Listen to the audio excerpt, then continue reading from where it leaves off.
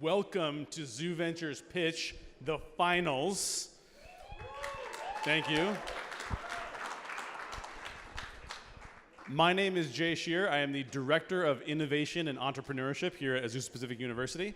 I am in charge of the Office of Innovation and running this program. So we do this. This is our 6th year doing this, my 3rd year doing this, and it continues to be a really rewarding and fun experience. One of the things I like to do, though, there are all of the teams, 6 teams in total, that you're going to see tonight, pitch their ideas. They're all back here in the green room. And you can imagine it's a big room full of a lot of people, and the nerves start going, and they are excited to be here. But what I would like to do is start the night off by encouraging them. So can you guys do me a favor in the biggest round of applause possible for all of the teams in the back?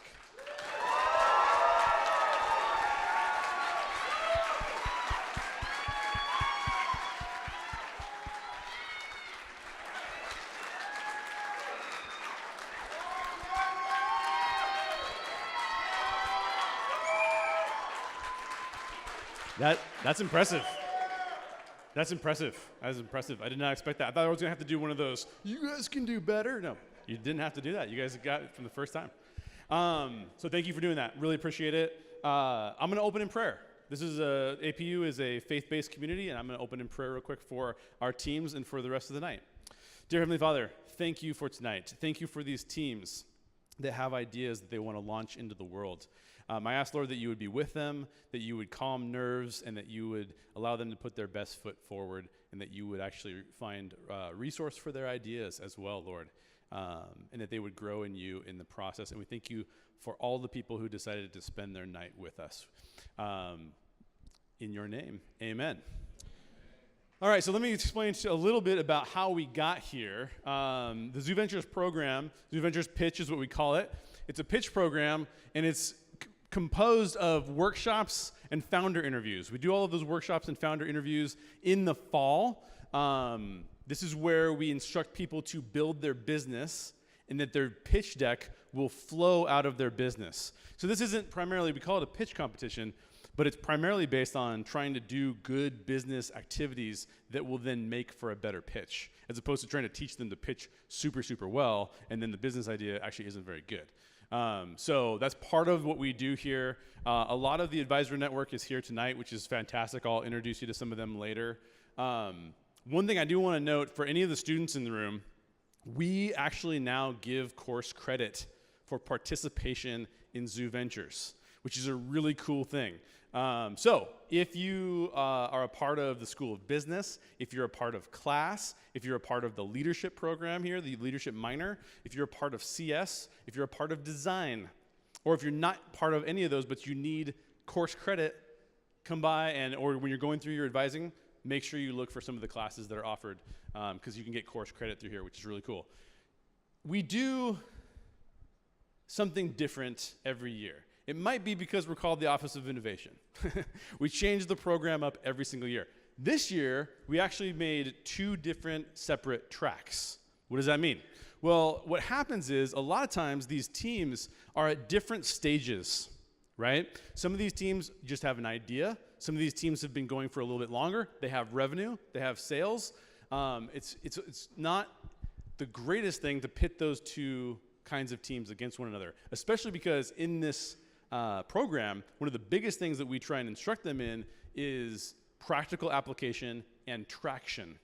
Traction meaning moving forward, selling to people, getting new users. So one of the things that our advisor network advised us in is that we should try and figure out a way to reward teams at different stages of their journey.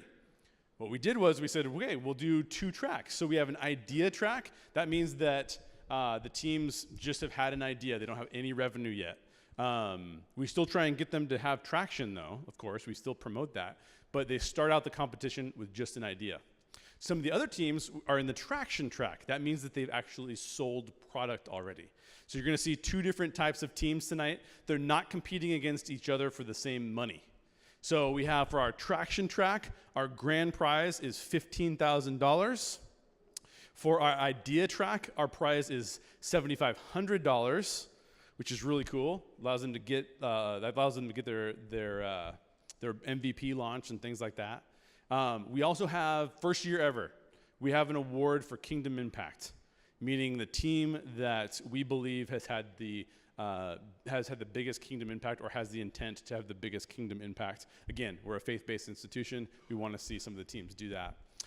We will have an audience award prize as well, and guess who gets to vote on that? You guys. You guys get to vote on the audience prize. That's amazing. And then we also have an MVP prize. So I'll explain those in a little bit more detail as we go along. The computer store has also been phenomenal, and they're donating 2 iPad Pros as well to the winning teams. So 1 from each track. So there's a lot going on for these teams. Just so you know, when the teams come up, these are the different teams in the different tracks, so you can kind of follow along with us. In the idea track, we have Threads of Hope, Scriber News, and Nowhere. And in the traction track, we have Prosper Coffee Co., Caveman Bands, and Katoa. So those are the 2 different tracks. Again, they're only competing against the other teams in their track. Okay? Let's see, what else do I got for you guys? Your role. You guys actually have a role tonight. Yeah, you guys have a role tonight. The first is you have to enjoy your night. Relax and enjoy yourself. Get some refreshments. If you need refreshments, make sure you get water. The second role you've already done a great job at. And I'm betting you you're going to keep doing a great job at that. And that's just encouraging the teams. Make these teams feel really good and really solid about all the work they're putting in. Most of the teams that we have compete in Zuventurez will go on to tell me, or some of our advisor network, that their experience with Zuventurez was one of the best things that they experienced at APU during this time. And so we want to try and, as much as possible, encourage them in that, because they spend so much time working on this stuff, a lot more than they ever spend for a class a lot of times too. Finally, you're going to do a vote. You're going to enter your vote because you're going to give away that audience choice award. So you're going to be voting. And then finally, enter to win. So we're giving away an Apple Watch courtesy of the computer store again. Round of applause for the computer store, by the way. Yeah.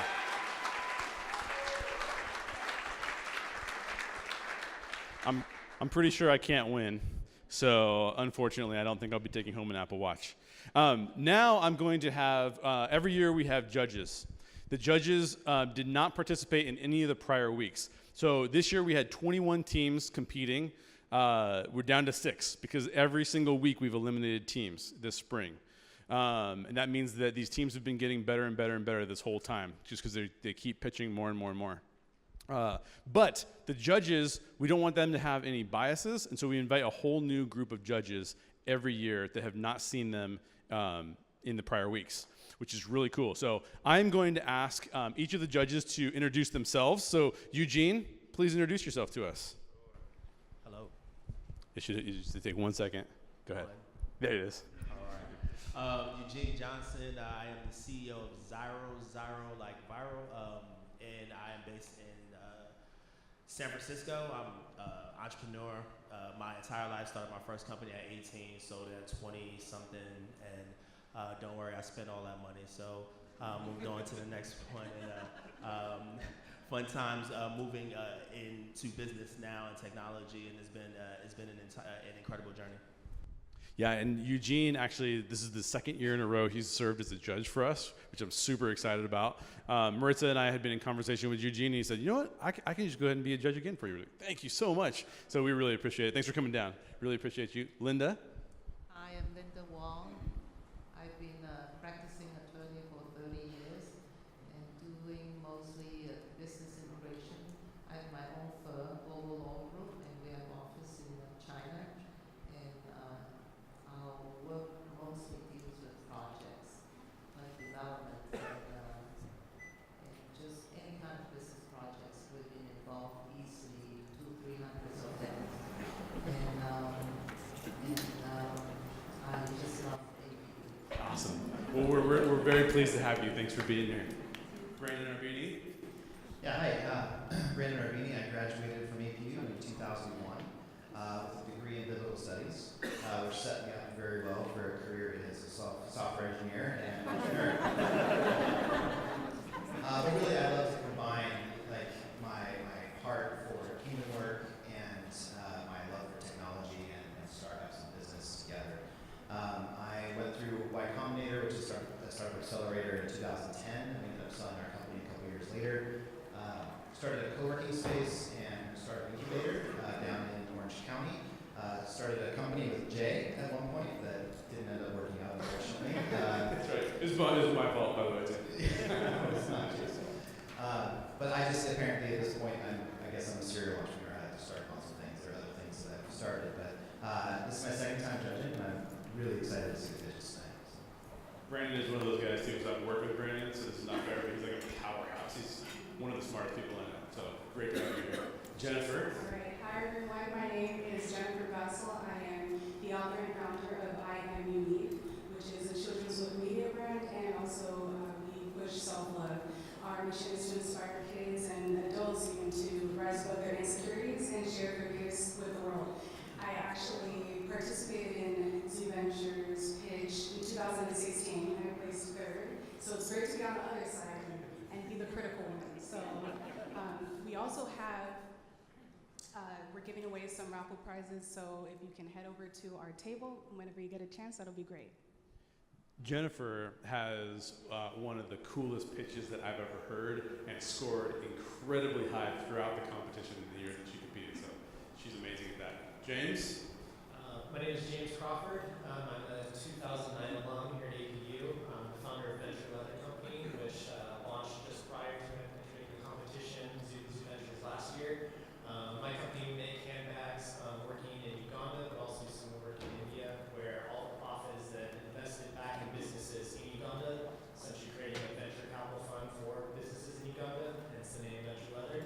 And more recently, we also helping finance my partner in Uganda to manufacture and sell containers of leather that we export to India. Yeah, awesome. So James doesn't know this.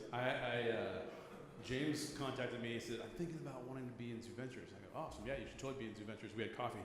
And then I walk into the School of Business, is where our office is, and it says on the wall, special guest speaker, alumni, James Crawford. I'm like, that's the guy I just had coffee with. This guy better bring it if they're gonna have him as a speaker. And lo and behold, he wins first place. There you go. So those are our judges. Please, a round of applause for the judges.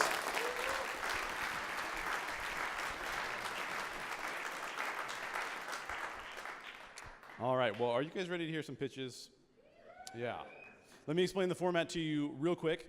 Each team is going to come up here. They have 5 minutes to pitch to the judges and to you all. And then after their 5 minutes is up, there will actually be about 7 minutes of question and answer from the judges panel. So a lot of opportunity to unpack everything that's going on with their companies, which should be awesome. In order to introduce the first team pitching, I'm going to bring up their coach, Jessica Fujimoto.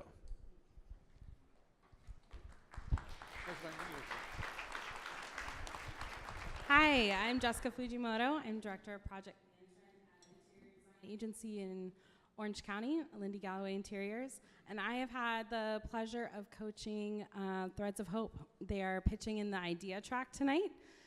So without further ado, please welcome Rochelle and Ariel.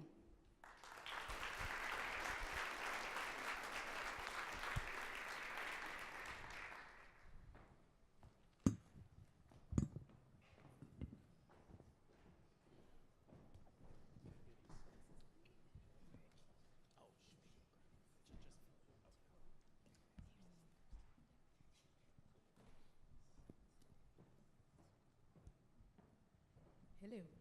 Hello.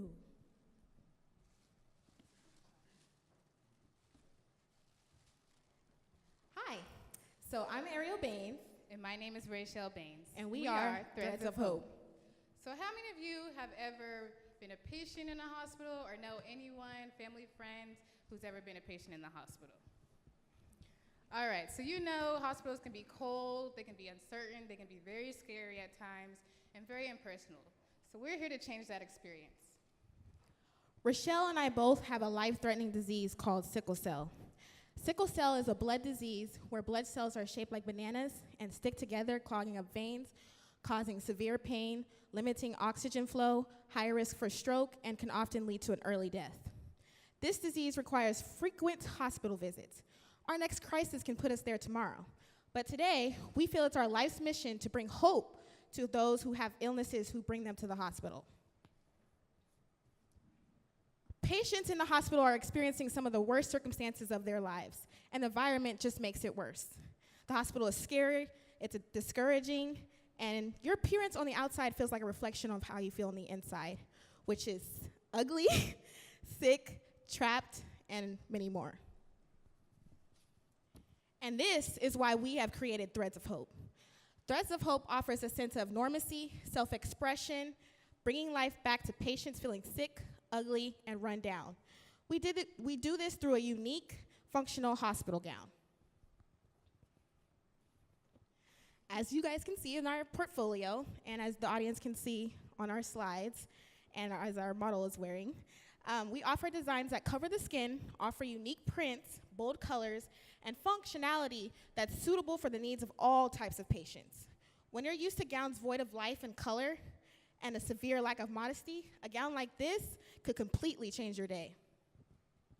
We have received plenty of feedback from both people in the hospital industry and patients themselves who see the needs for gowns just like these. We even have a nonprofit who has committed to purchasing 24 gowns once we are up and running. Our marketplace is patients, families, and hospital gift shops. Eventually, we'll expand to the hospitals directly. On average, each year, hospitals spend about $85 million just on gowns. Gift shop sales average about $1 million a year.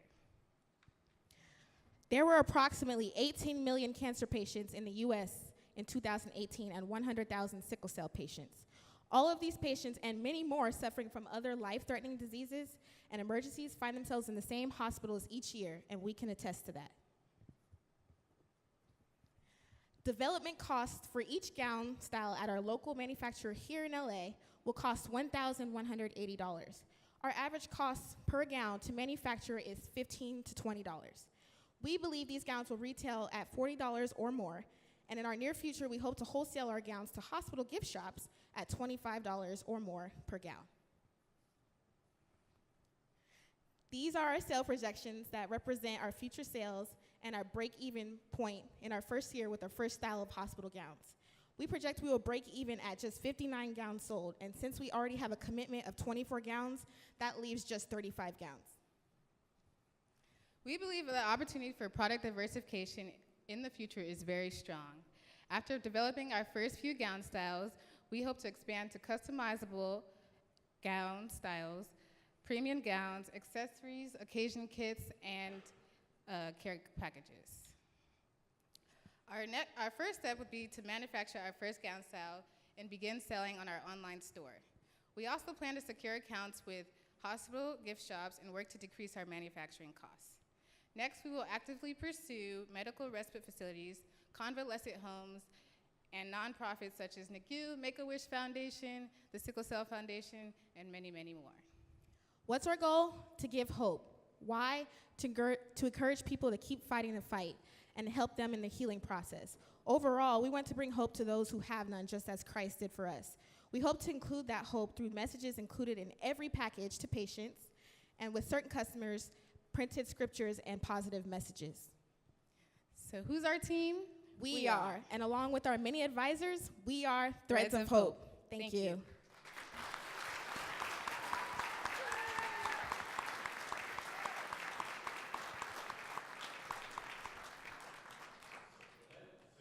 Question and answer.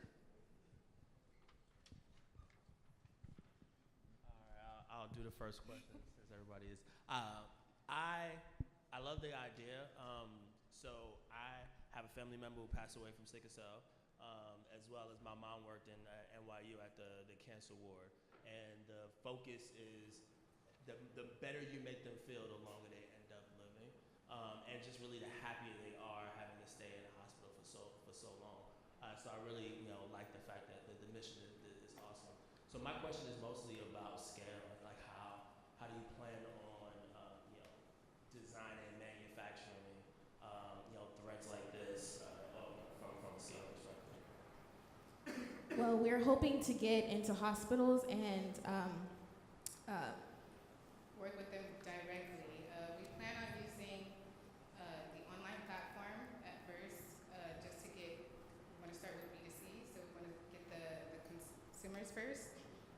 eventually when we get the funds and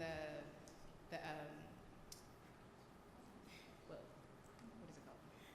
The like Eventually, when our name gets out there, we want to go to the B2B, name.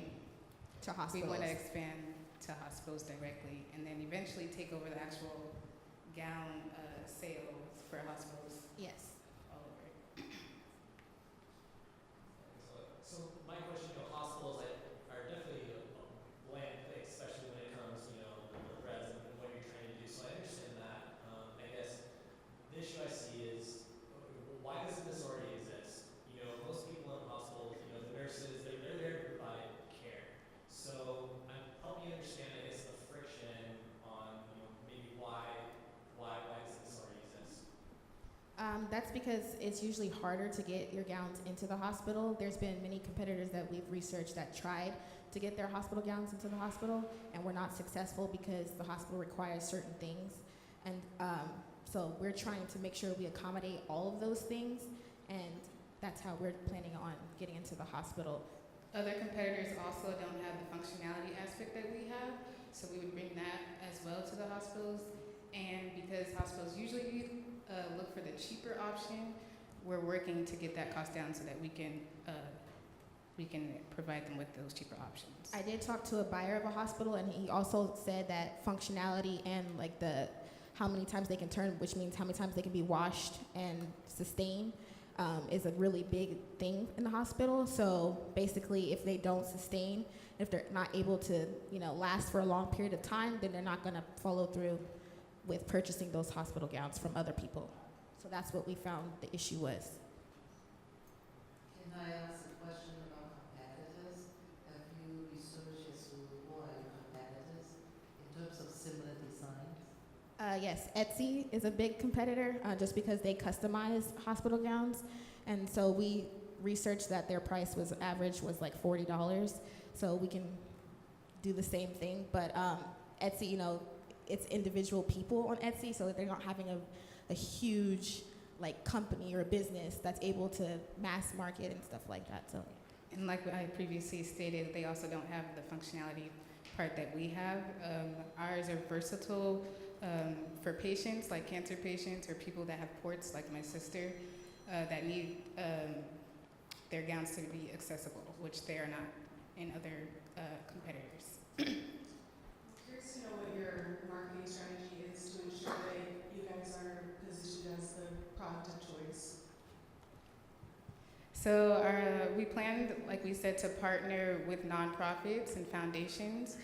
We have an idea to use them for fundraisers. So we wanted to give them like a card, say, whenever they're admitted to the hospital, that says if you buy a gown, so amount will go to this nonprofit or foundation or whatever. So we're going to use the nonprofits basically to spread the word because they already have that market for us, and then just use them to get in, not use them, but you know what I mean. usually hospitals have their own foundations. And so when the hospital has their own foundation and we partner with that foundation, they have control over whether or not they can go physically into the hospitals and administer that gown. So with the fundraising aspect, they're looking to make money for their foundation. So a way that we can get in is they can partner with us with that fundraising aspect that my sister was talking about. As well as use the product for their own patients. Yeah.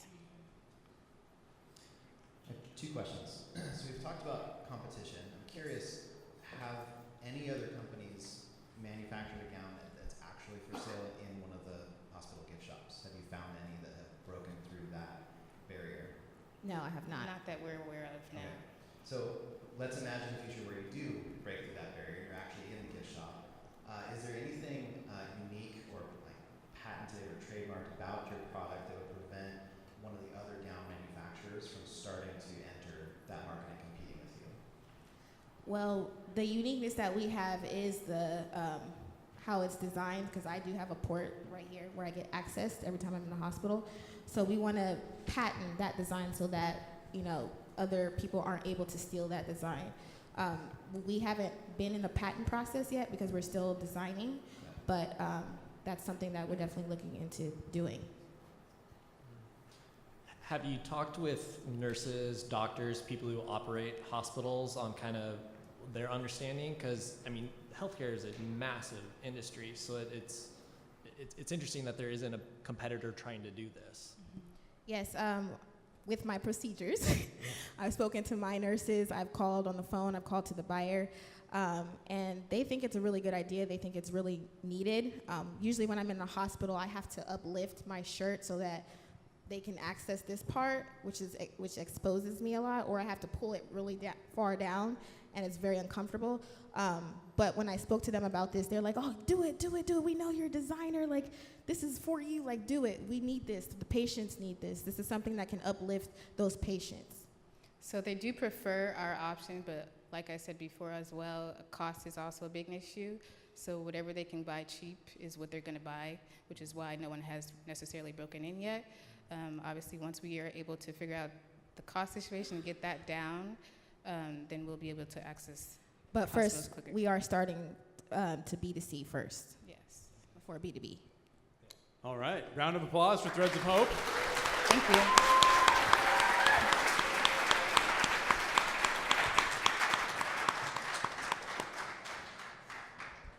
All right.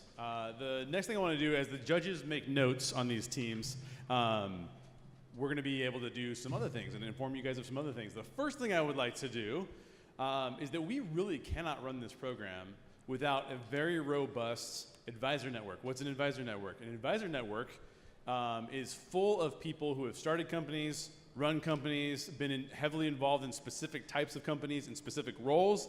And what do? They coach teams. Every single team that we have go through Zuventurez is assigned a coach from the industry who's done this before. So our advisor network is awesome, right? And it's full of past competitors who have done this before. It's really, really awesome. So if you are a part of our advisor network in some way, shape, or form, can you please stand up so that we can thank you? I know they hate doing this, but I'm going to force them to do it. Yeah, round of applause for the advisor network.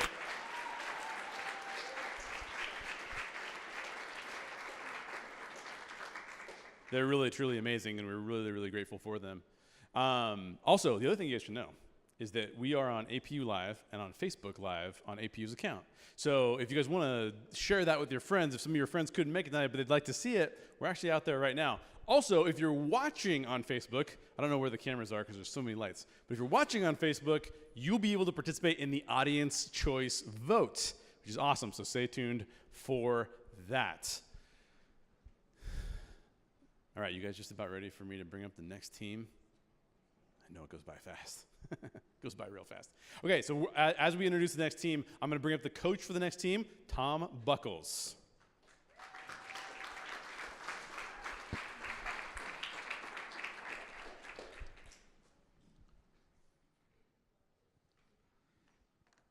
I'm Tom Buckles. I'm a professor in the School of Business and Entrepreneurship and Marketing. I actually we just launched an entrepreneurship program, which I created a couple years ago. And the person I'm coaching is Savannah Case, who actually has been a student of mine for the last couple of years as well. And she's done a really fantastic job in Prosper Coffee. So, Savannah?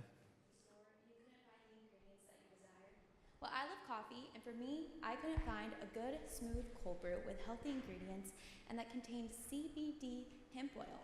Hi, my name is Savannah Case, and I'm the founder of Prosper Coffee Co., a bottled cold brew coffee company located in Portland, Oregon. But we recognized that there was a couple of problems within the cold brew coffee industry. We found that there was limited CBD beverage companies out there, no CBD coffee beverages, and customers who take CBD and drink coffee every morning, there just wasn't a beverage for them. So there's a huge need for this. Customers pay $7.50 just for our cold brew. So that's when we came up with the solution. We decided to enter into the CBD beverage industry. We have a plain SKU, organic caramel SKU, and also we're coming out with a hemp milk latte SKU.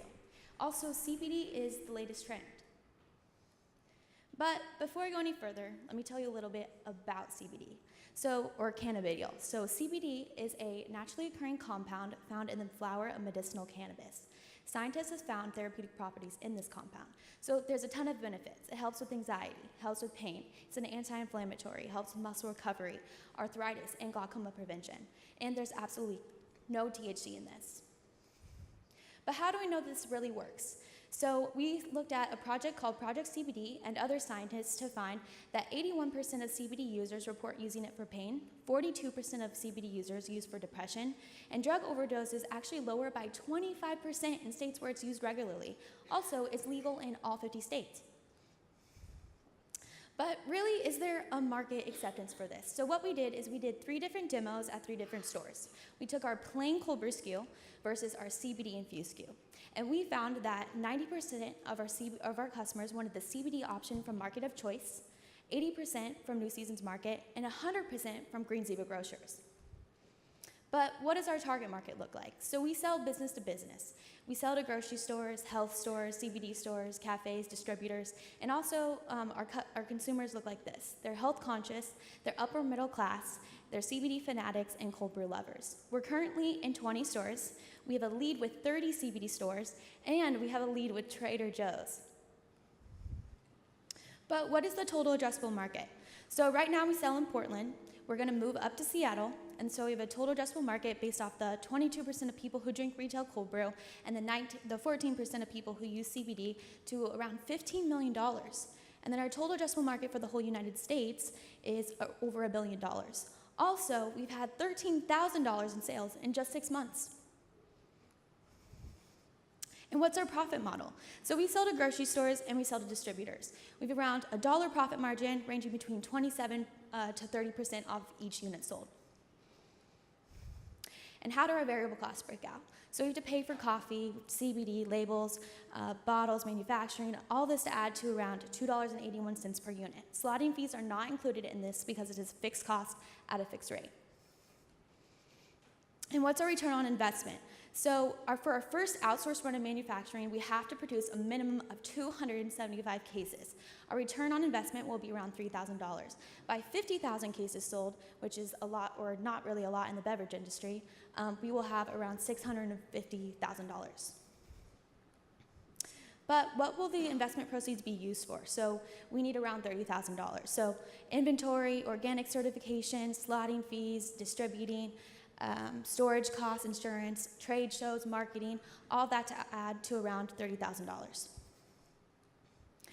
But this is a ton of information, right? So let me give you 5 easy steps for you to remember that we need in order to scale. So first, we need to find investors. 2, we need to pay for our first outsourced run of manufacturing. 3, we need to connect with distributors. 4, we need to deliver all the inventory. And then 5, we need to conquer the whole Pacific Northwest.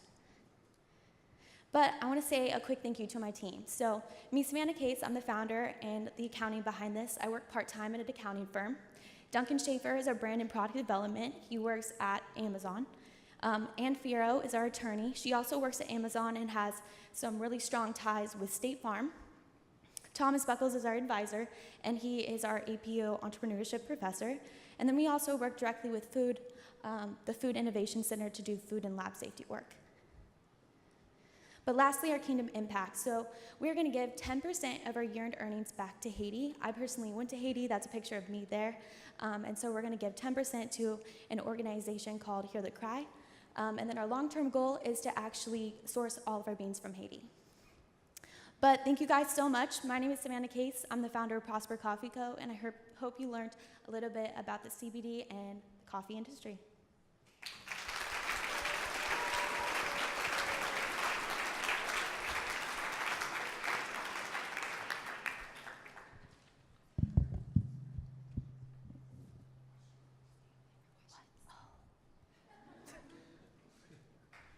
Coming back.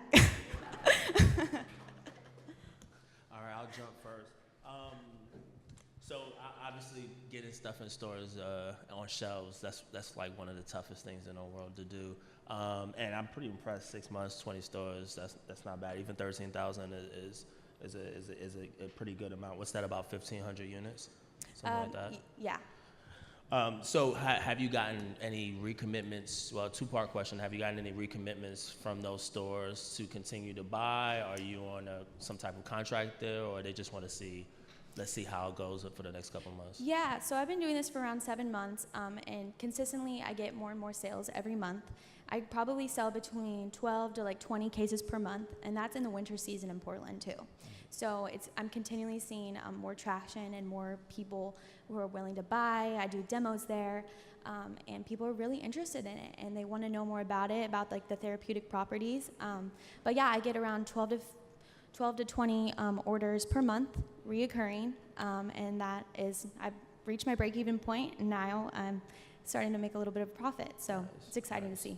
And then my second question is mostly wrapped around trying to move them into larger establishments, so on and so forth. So what's your plan to get, I know you talked about it, you mentioned Trader Joe's, but what's your plan to kind of make that happen?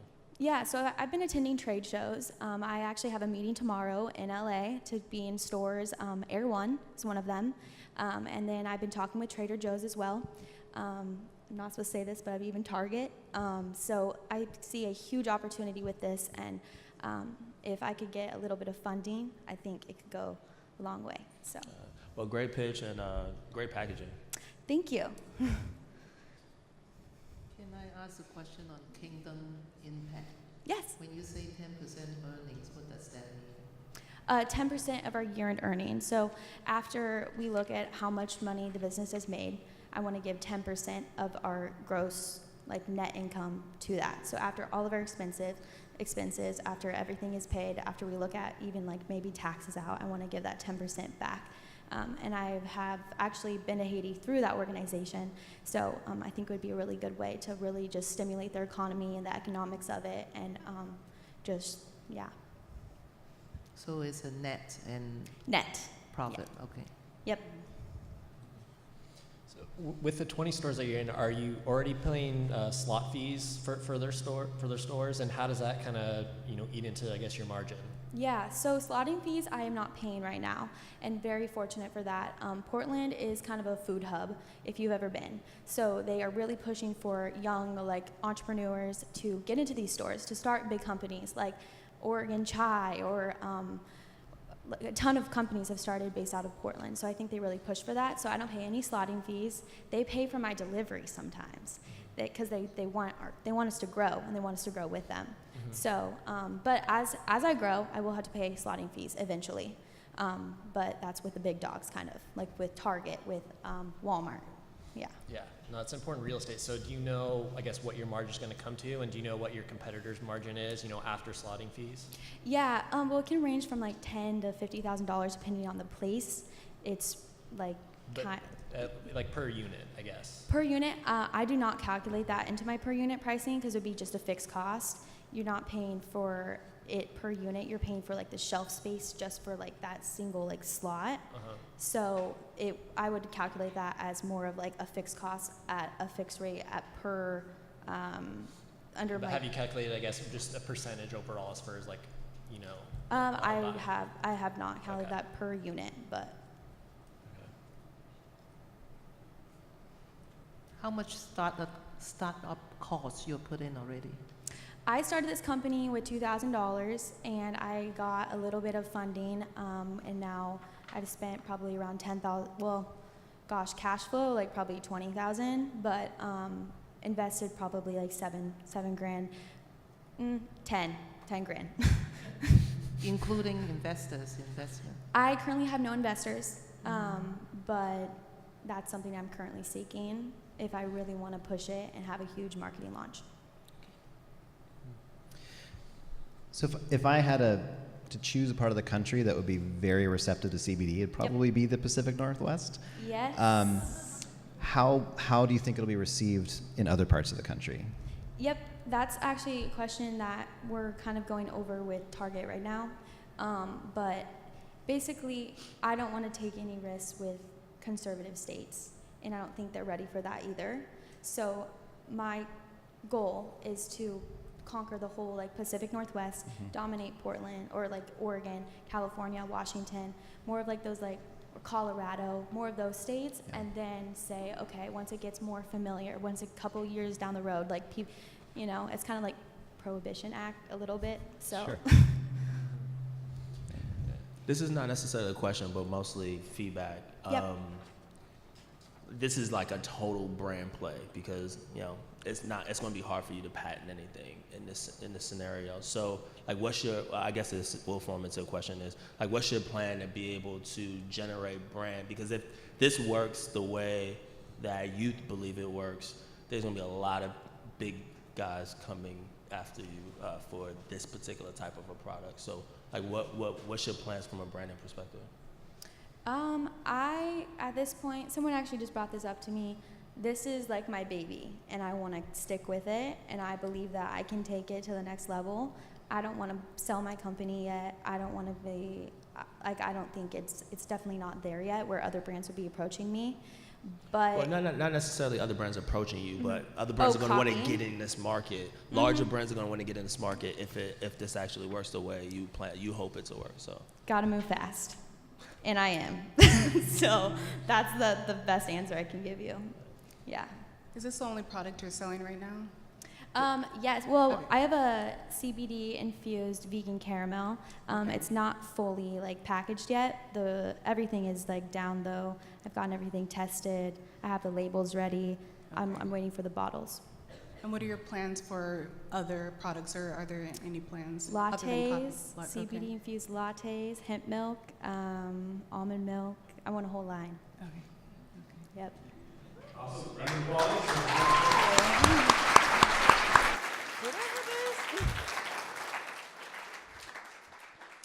So I mentioned to you guys that we had about 21 teams compete this year, and that 15 of those teams didn't make it into the finals. But a lot of those teams are amazing teams that just barely missed out. So we wanted to give a chance for some of them, as the judges make their notes, to get up here and just share with you what they're doing. Not a 5-minute pitch, but maybe more like a 30 to 90-second pitch. So I'd like to welcome up Drexel Smith to talk to us about Hawk.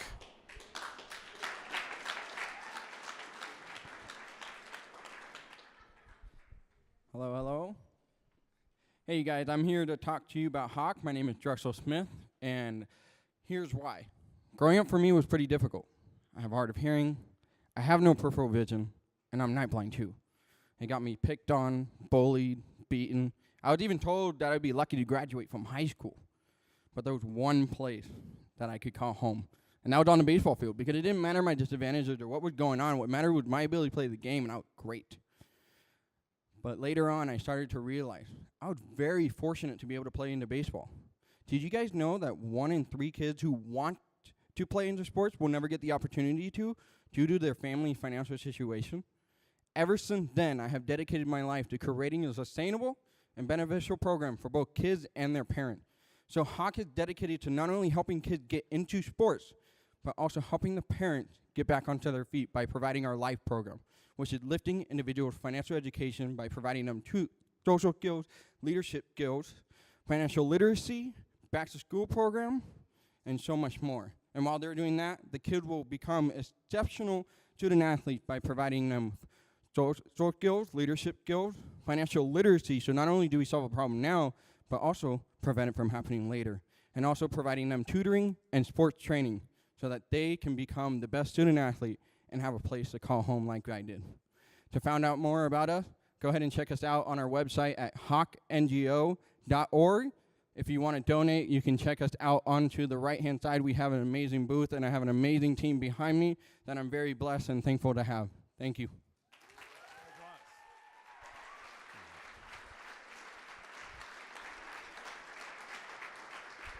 That's a fantastic elevator pitch. Good job, Drexel. Now, before I introduce the next team, I do want to showcase to you guys again 2 tracks, right? So you've seen 2 teams pitch. One of those teams was from the Idea track, Threads of Hope, and one of those teams was from the Traction track, Savannah Case with Prosper Coffee Co. So you can kind of start to see the difference already.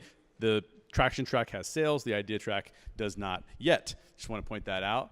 Now, the next coach that will be introducing a team is Cloyd Havens.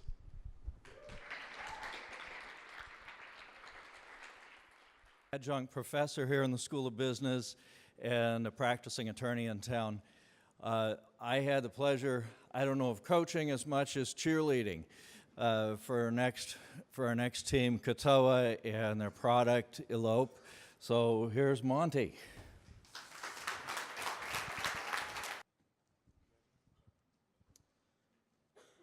50% of millennials do not have a savings.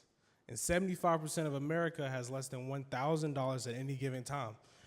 And it gets worse. 40% of people, no matter what they make, do not save.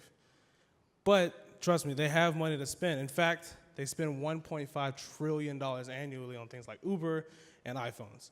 And at the same rate, they're racking up credit card debt and student loan debt. But this is really just a problem of the personal finance market.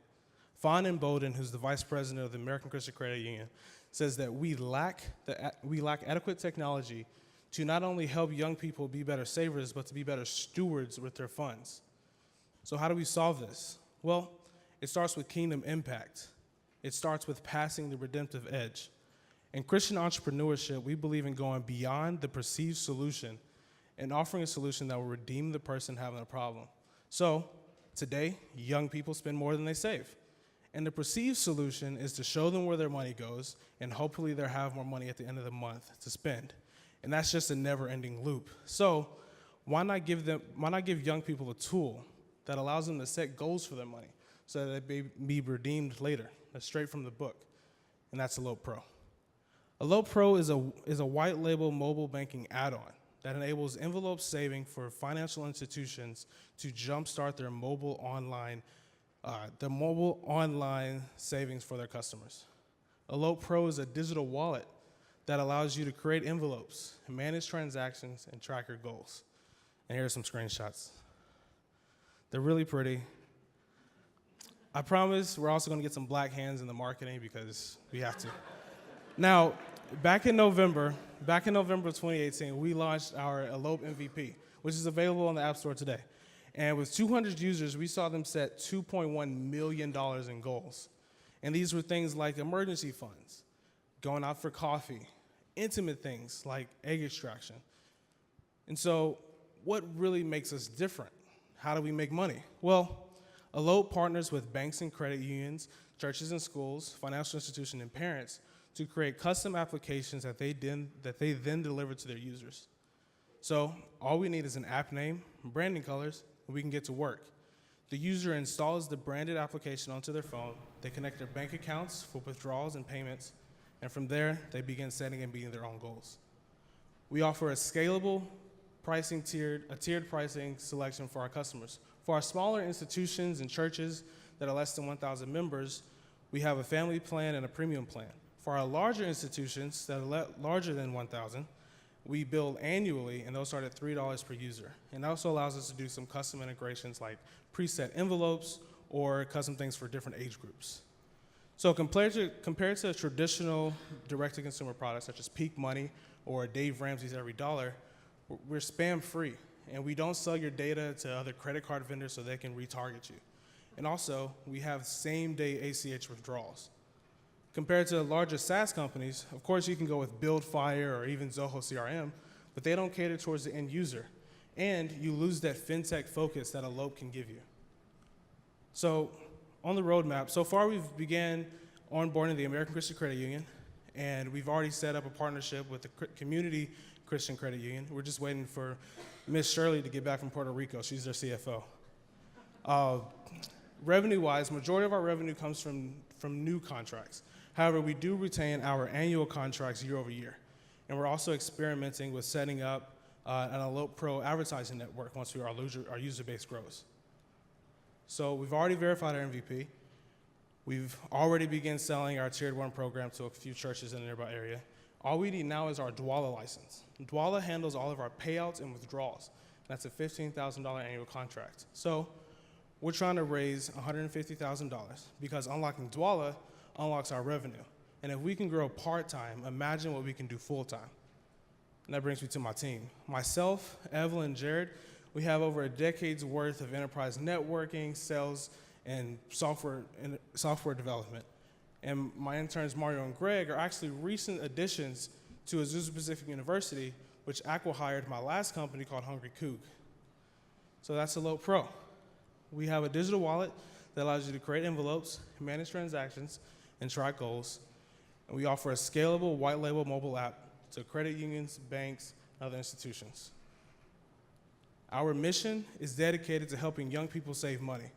And we're about doing that in any way possible, whether it's partnering with banks, churches, other SaaS software companies, etc. Thank you.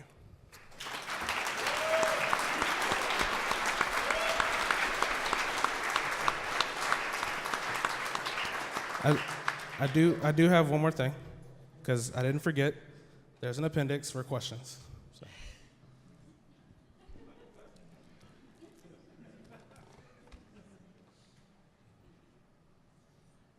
I guess I'll start. If you could just boil it down very simply, because you're in a crowded space, what do you do better than your competitors? So let's say our direct competitors. So our direct competitors are really just the end consumer applications.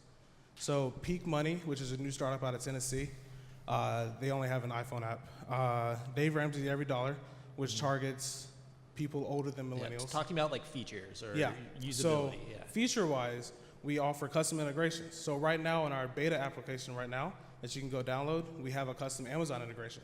So we receive revenue back every time somebody buys something through the app. So we've had several people buy like scrubs, somebody bought a new clicker, I'm not gonna say who it was, and we get kickback from that. We also offer same-day ACH withdrawals, not just the credit card, but same-day ACH withdrawals, which usually takes our competitors 5 to 10 days. It takes us, we can do it that day, on a business day. Mm-hmm. So my question is, how do you do that? Because that is extremely difficult. Basically, I told Zwala that that's what I wanted, and I said, we'll give you money if you give it to us, and they said, okay. And we struck up a new contract, invented a new product category, that's what they like to call it, and that was the deal we made. But I'm guessing what is like you offer a percentage for every dollar that comes in through that process? No, that's the beauty of it. We pay literally, I'm not even kidding, $15,000, and we get 55 transactions monthly, 55,000 transactions monthly.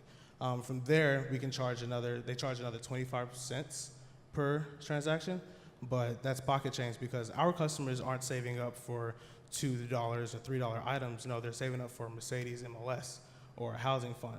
So withdrawing 80 grand in the same day for 25 cents, it's pocket change.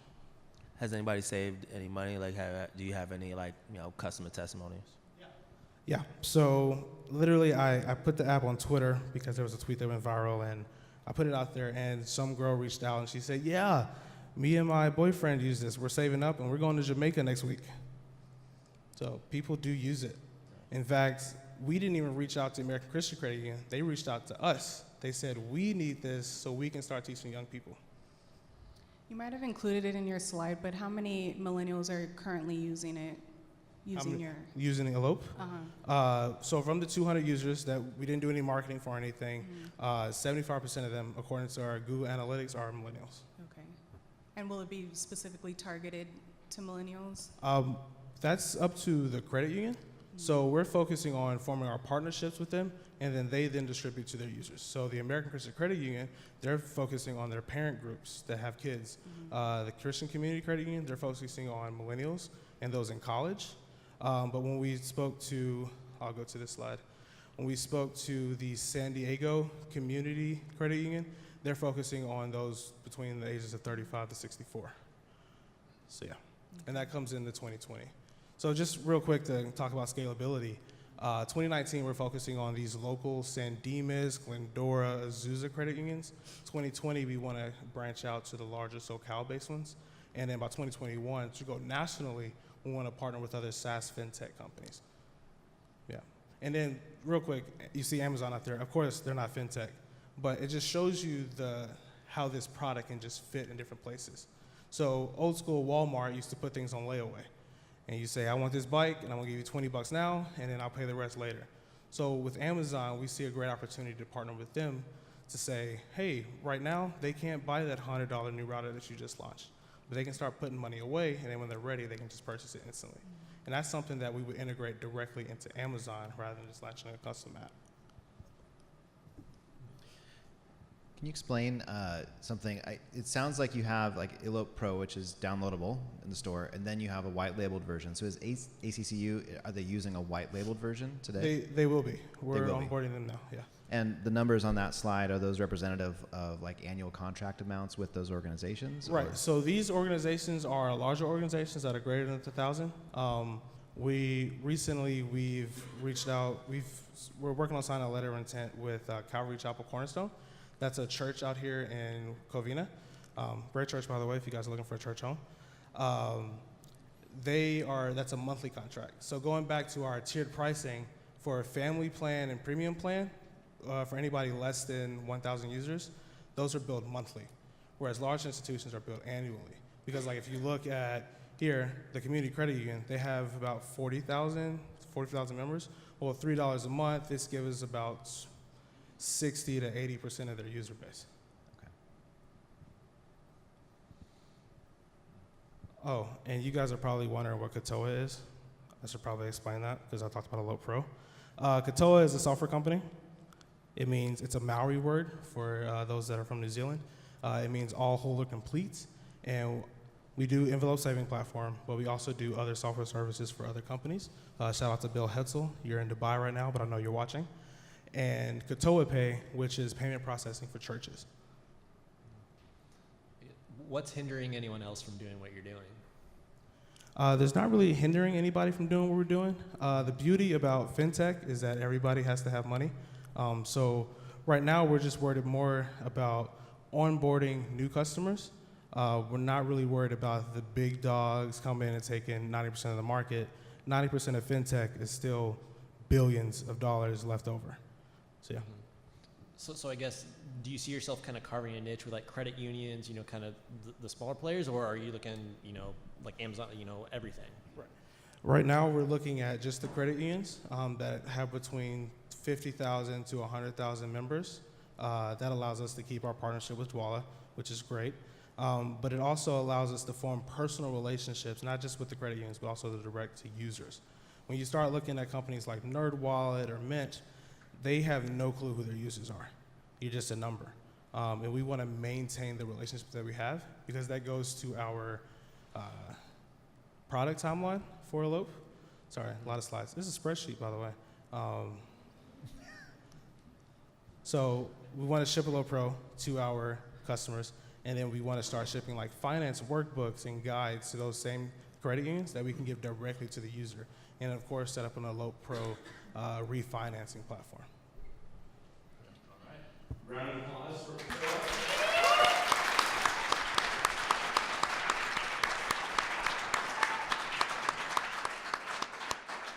By the way, I have to give Monty a hard time because I have to put the deck together, and he sent me 70 slides. So I'm going through these slides. How many of these slides do we need, Monty? But no, he used all of them. Great job. Also, one of the things that we teach in the pitch program is that, and this is something I learned from Brandon actually, is that you should always have appendix slides, because what will inevitably happen is you have a certain amount of time limit to pitch to somebody, and then after you're done, they're gonna have a bunch of questions for you, and you have a lot more information that you collected over the time of pitching to various people. So Monty had like this giant appendix slides. Very good, very well done. All right, so before I continue, I do want to thank my team. So this is my team. This is made up of 2 staff members, and then all the rest are interns. They are a fantastic team. They put all of this programming together. They put all this night together. So please, round of applause for the Office of Innovation team.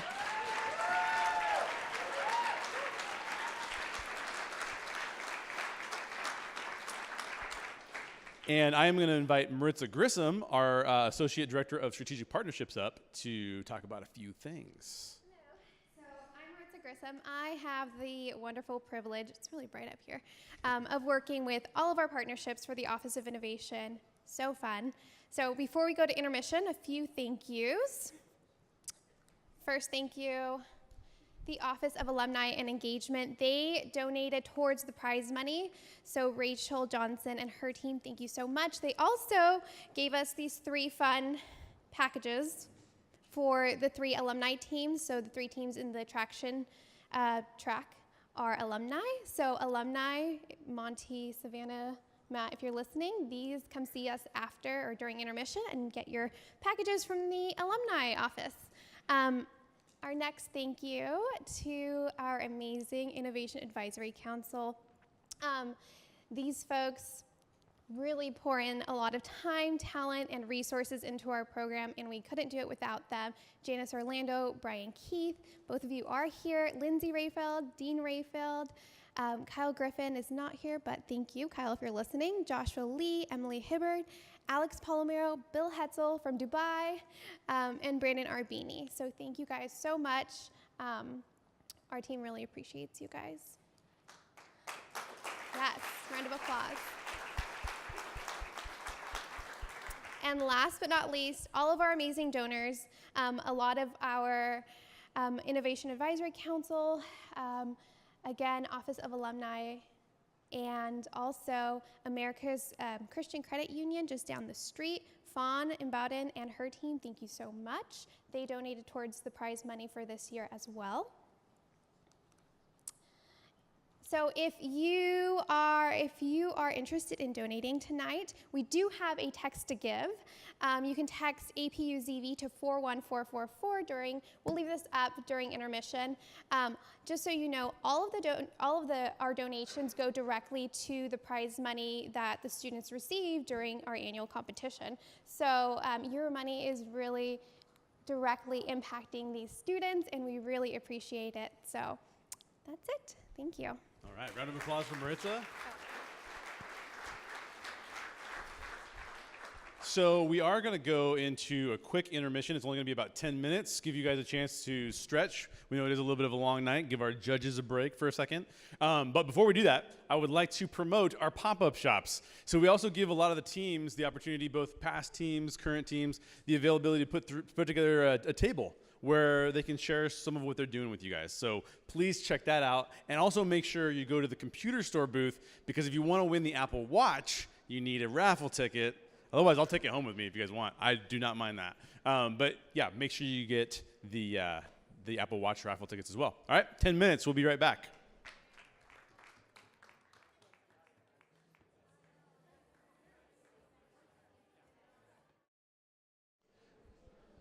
We're going to get into our fourth pitch of the night.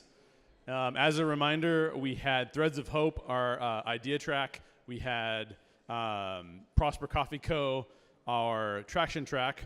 And then we had Katoa, also on the traction track. So we have two more idea track teams for you, one more traction track team for you before we close out today.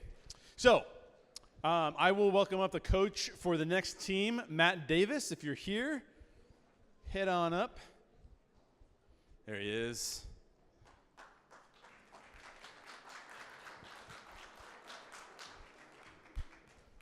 Hey, everybody. My name is Matt Davis. I am the managing partner of Bistro Studios, a design and web development firm. And it has been my pleasure to work with our next team named Scriber. They are amazing, and I hope you enjoy their presentation. They are in the idea track, so please give them a round of applause. Hello, everyone. My name is Michael. I am a student here, a journalist. I'm also a political YouTuber where I go on college campuses and interview students on political matters. I'm Jamie. I graduated from APU last December with a degree in journalism. And I'm Kalen, and I'm your everyday entrepreneur. So how many of you have seen an article online that you could just tell from the very moment you saw it that was extremely unbiased and one-sided? Raise your hand. You're like, okay, what is this? So we have a problem. 33% of those under the age of 30 have trust in the media. Right now, Washington Post is being sued for $250 million in damages for its reporting on a specific political issue. CNN has reported that over 1,000 jobs are being lost due to layoffs in one of the nation's largest newspaper companies. And right now, we know that only 7% of journalists in the mainstream media are right-leaning. So what are our problems? The media trusted media is at all-time low. Media is either being sued or it's losing jobs. News is extremely biased, and millennials are getting their news from social media, which isn't always reliable.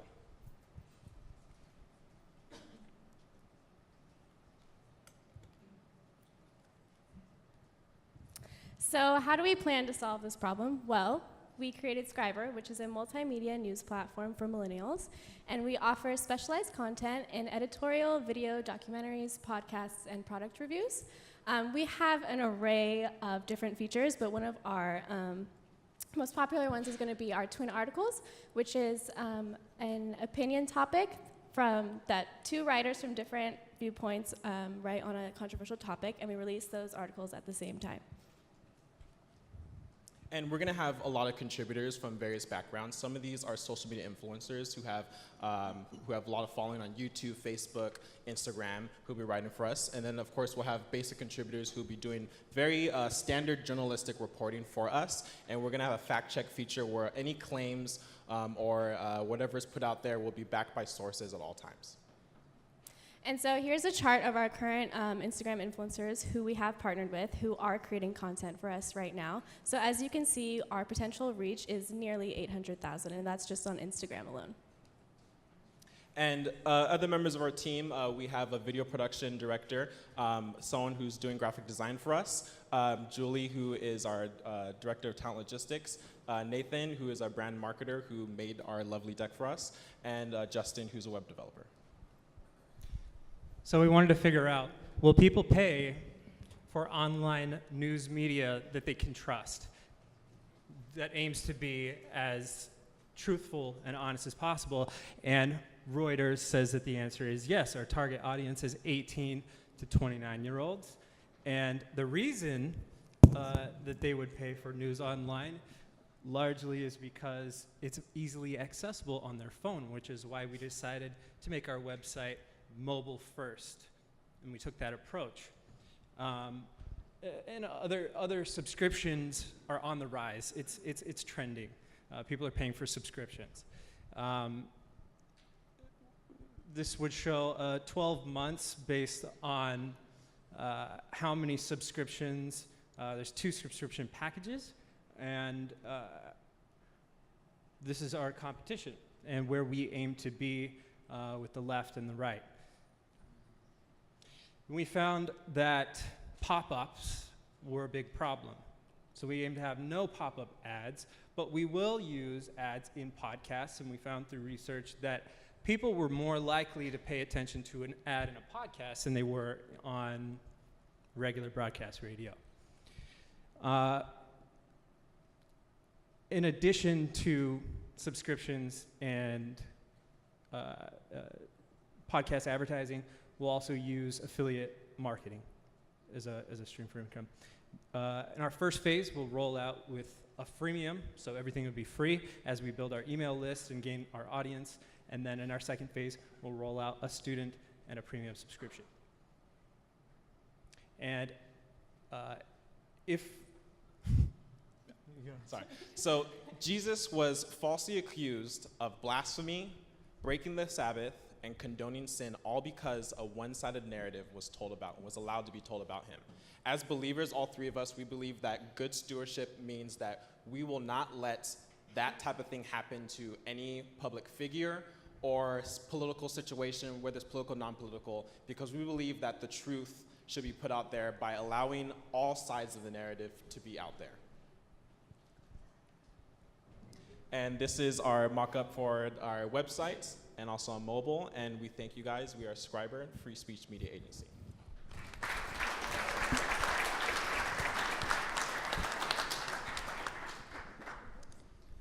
So you guys are trying to stop fake news? I always wanted to say that, I'm sorry. So I guess my question is mostly wrapped around 2 things. One, you didn't have Medium up there on your competitors, so I'm curious to know why. Medium kind of serves more as like a blogging platform, whereas anybody can create an article on that. That's not our angle. We're going to have a heavy vetting process because we do want to recruit contributors and influencers who have maybe a strong political background and a strong writing background. Got it. And then my secondary question is wrapped around they pay, which I do believe that there is a group of people who will pay for trusted news. But how do you guys become the trusted source? So I heard the process in which, check marks, things of that nature, but that's not enough for you as a group to get people to trust you to initially get into the conversation of using Scriber? So how do you kind of get over that hump? So I think it just goes back to standard news reporting. So me and Jamie were students here in the journalism program at APU, and APU did a really great job teaching us about standard reporting. We have friends that tell us where New York, they recently hired a teacher and her curriculum came out and it was about feminist journalism and teaching students that this is how journalism should be, compared to the great program here at APU where we're being taught by like Willis, Starla, Kent Walls, and all these people teaching us standard reporting, which can, a lot of people, if you guys follow Zoom Media, if anyone follows Zoom Media, so it's like we've written a lot of those articles and a lot of people were very thankful that we sourced our claims, which I've seen New York Times, I've read articles where New York Times didn't source any claims. Have you guys tested the market? What are potential, if so, what are potential readers saying? Have you guys tested the market yet? What kind of market research have you done? And what are potential readers or subscribers saying? Well, we did do some market research, and we found that 50% of people would pay between $5 to $20 for online news media from a brand they trust. So it goes back to and that was a gaining survey that we trust. conducted on our own with And can you explain the affiliate marketing piece? Yeah. What does that look like? Right, so as far as product reviews and affiliate marketing, part of the content that we'll provide on the site goes into finding products that we believe in and trust, and then partnering with the provider of that product in a portion of the sale. So we'll be like It's small. It wouldn't be a main source, but it's sort of an auxiliary stream. Okay. Thank you.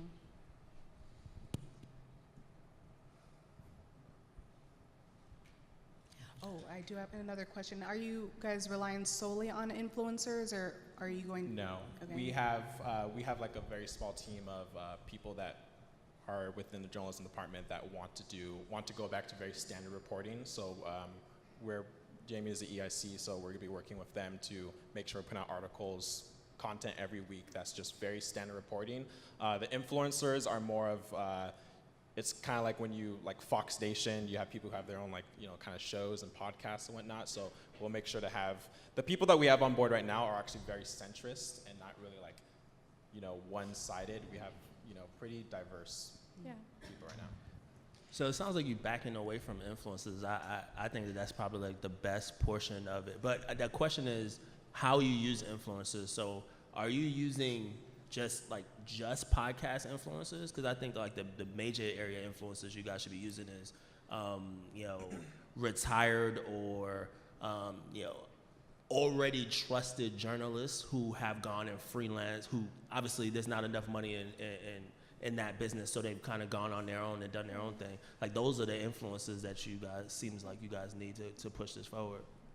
You don't think? Yeah, so we're not backing off of the influencers. We just don't want the influencers to I guess be the foundation of it, because we believe in standard journalism. So influencers are going to have a lot of opinions compared to standard reporting, where we want to tell a side of a story that's just basic, and then the influencers are on top of that. If they make a YouTube video or something talking about the issue, that's their opinion, and we don't want their opinion to be the basis of our newspaper. I guess what I see looking at it, I understand that everyone, want trusted news sources, but you also have a problem where people on both sides of the spectrum, left and right, they both believe that they're largely getting the truth, as they see it. And so I guess my question is, while everyone says they want trusted, unbiased information, the data in the marketplace seems to be that most people want to have their views confirmed, or they want to kind of cast shade on views that they don't agree with. So I understand in idea sense, but I guess what would you say to that? I think that's kind of changing with the younger generation. I think millennials are really starting to catch on when something is maybe left out of a narrative, or maybe one part is the main part, especially with how Twitter curates their news. It's just very sporadic and all over, and it's not it doesn't really, it's not relating anymore, I would say. And it's also, it's like, I think it just goes back to a particular worldview, which we have right now. I have like 8+ years experience working for Chick-fil-A, and they have a very specific worldview.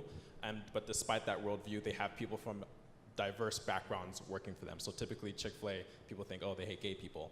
But most of the gay people I've met were working at Chick-fil-A because they were open to that. So we kind of want to follow that model where we want people to buy into our worldview, and that means doing our jobs correctly and being good stewards with that. And it goes back to not putting one-sided narrative. Like the problem, Washington Post is being sued for $250 million for its coverage of a particular issue, which was very one-sided, and the other side paid heavily for that, and now they're suing.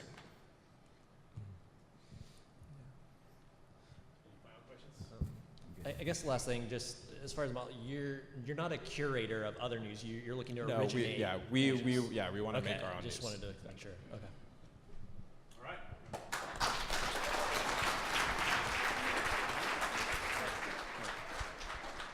One of you guys have my clicker?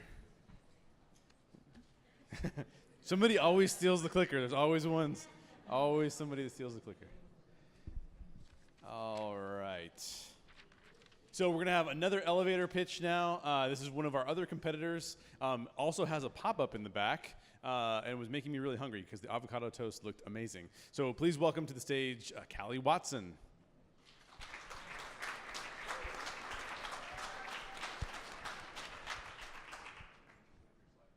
Awesome. Hey guys, how are you? Good. Cool. So my name is Callie Watson, and I'm the founder of Clarion Kitchen. So first, I'd like to take a quick poll. How many of you have heard the phrase, "You are what you eat"? Pretty much everyone, right? So in regards to that question, I'd like to know, if you are what you eat, who are you? And an even better question might be, who are you preparing yourself to be with the food choices you're making daily? So our goal is to create plant-based foods that are just as unique, powerful, and empowering as you. And there's a huge problem that we're facing in society today, and that is that college students and working professionals are being just attacked by unhealthy food establishments. For example, Azusa Pacific University, if we look across the street, we can see In-N-Out, Popeyes, McDonald's, Five Guys, Starbucks, and the list goes on. So Clarion Kitchen is a plant-based restaurant that create superfood-infused items that allow you to get back to doing your best work and support you in your growth. If you want to support us, you can follow us on Instagram at Clarion Kitchen LA, and we're actually starting a Kickstarter campaign soon, so feel free to throw all your money at us. We would greatly appreciate it. And I just want to thank you guys so much for listening. Thank you so much for supporting us. Clarion Kitchen is here for you, and your prosperity is our priority. All right. Thank you so much, Callie. One of the cool things is I love it when the students always drop into our office, and Callie's like always in our office, like, I have a new idea. I'm gonna have you try some food. It's awesome. Really appreciate that. All right, so up next we have pitch number 5, Caveman Bands. I'm gonna introduce Janice Orlando to come introduce Caveman Bands.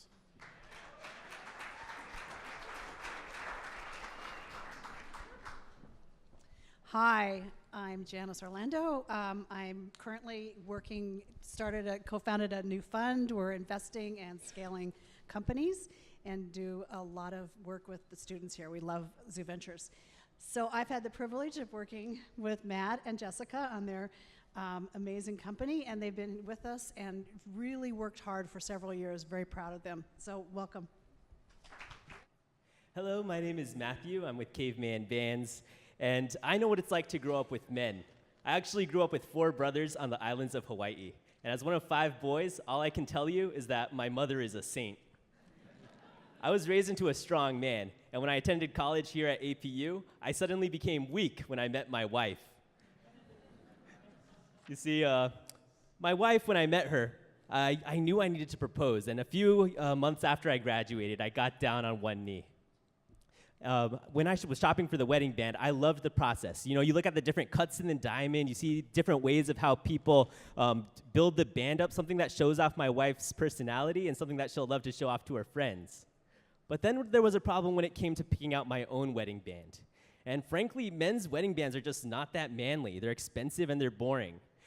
And so what followed that was I quit my job to go back to school. And that provided me the opportunity to provide a solution to this problem. And that's wedding bands that appeal to men. We started with a silicone collection. However, we recently extended our product line to include a wider variety of materials. I couldn't do this without the help of my amazing team and good-looking team. Okay, so my wife focuses on beautiful, beautiful team. So I like to focus on new products and new markets, and my wife has specialty in operations.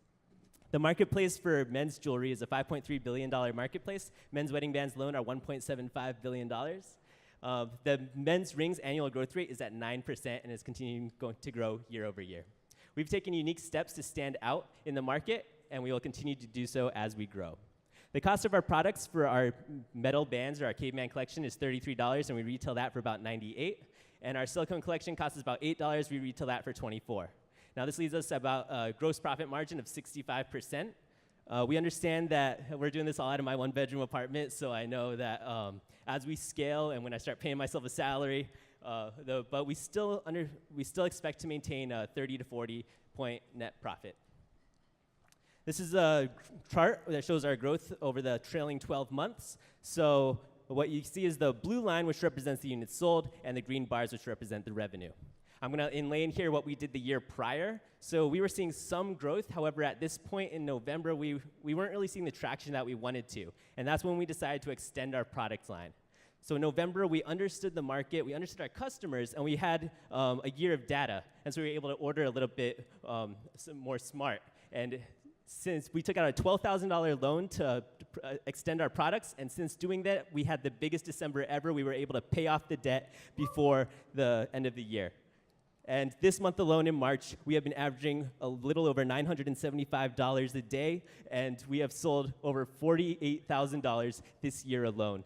At this rate of $582 a day, praise the Lord. So at this rate of $582 a day, we're expecting to close this year a little over $200,000. We can double that by next year, and within 3 to 5 years, we will be a 7-figure business. Although we are growing at a rapid rate, we are not sacrificing our quality. We have proven that with our over 1,000 5-star reviews of raving fans across the world. It wasn't enough to just develop an amazing product. We also wanted to give back to our community. And as a physical therapy student here at APU, I give of my time by teaching online health courses that men take across the world. But also, my wife is a registered nurse. She works at City of Hope. And it's on our hearts that as we grow this business, we can give back towards medical missions. So what can $15,000 do? Well, it can provide us with 1,200 rings or $115,000 in revenue. And at our current rate of 4.5 rings a day, we can sell that in 9 months. This will allow us opportunities to apply our current assets to hire talent, expand our facility, and continue our brand development. We are growing in 2019, month over month, over 35%. And we are continuing to put everything that we are making back into this business. We just had a 30-watt fiber laser engraver. Some of my friends from school helped me move it into my one-bedroom apartment. It's 200 pounds. I have a precision lathe I just put into my garage. We are, I've written over 3,000 thank you notes by hand in between classes. We are putting everything back into this, and at a time where we are sprinting to stand still, we are so overcome with this opportunity. With less than 3 years, with $3,000 of my own money, I've grown it to over $130,000 in sales. Just imagine what I can do with $15,000. Thank you.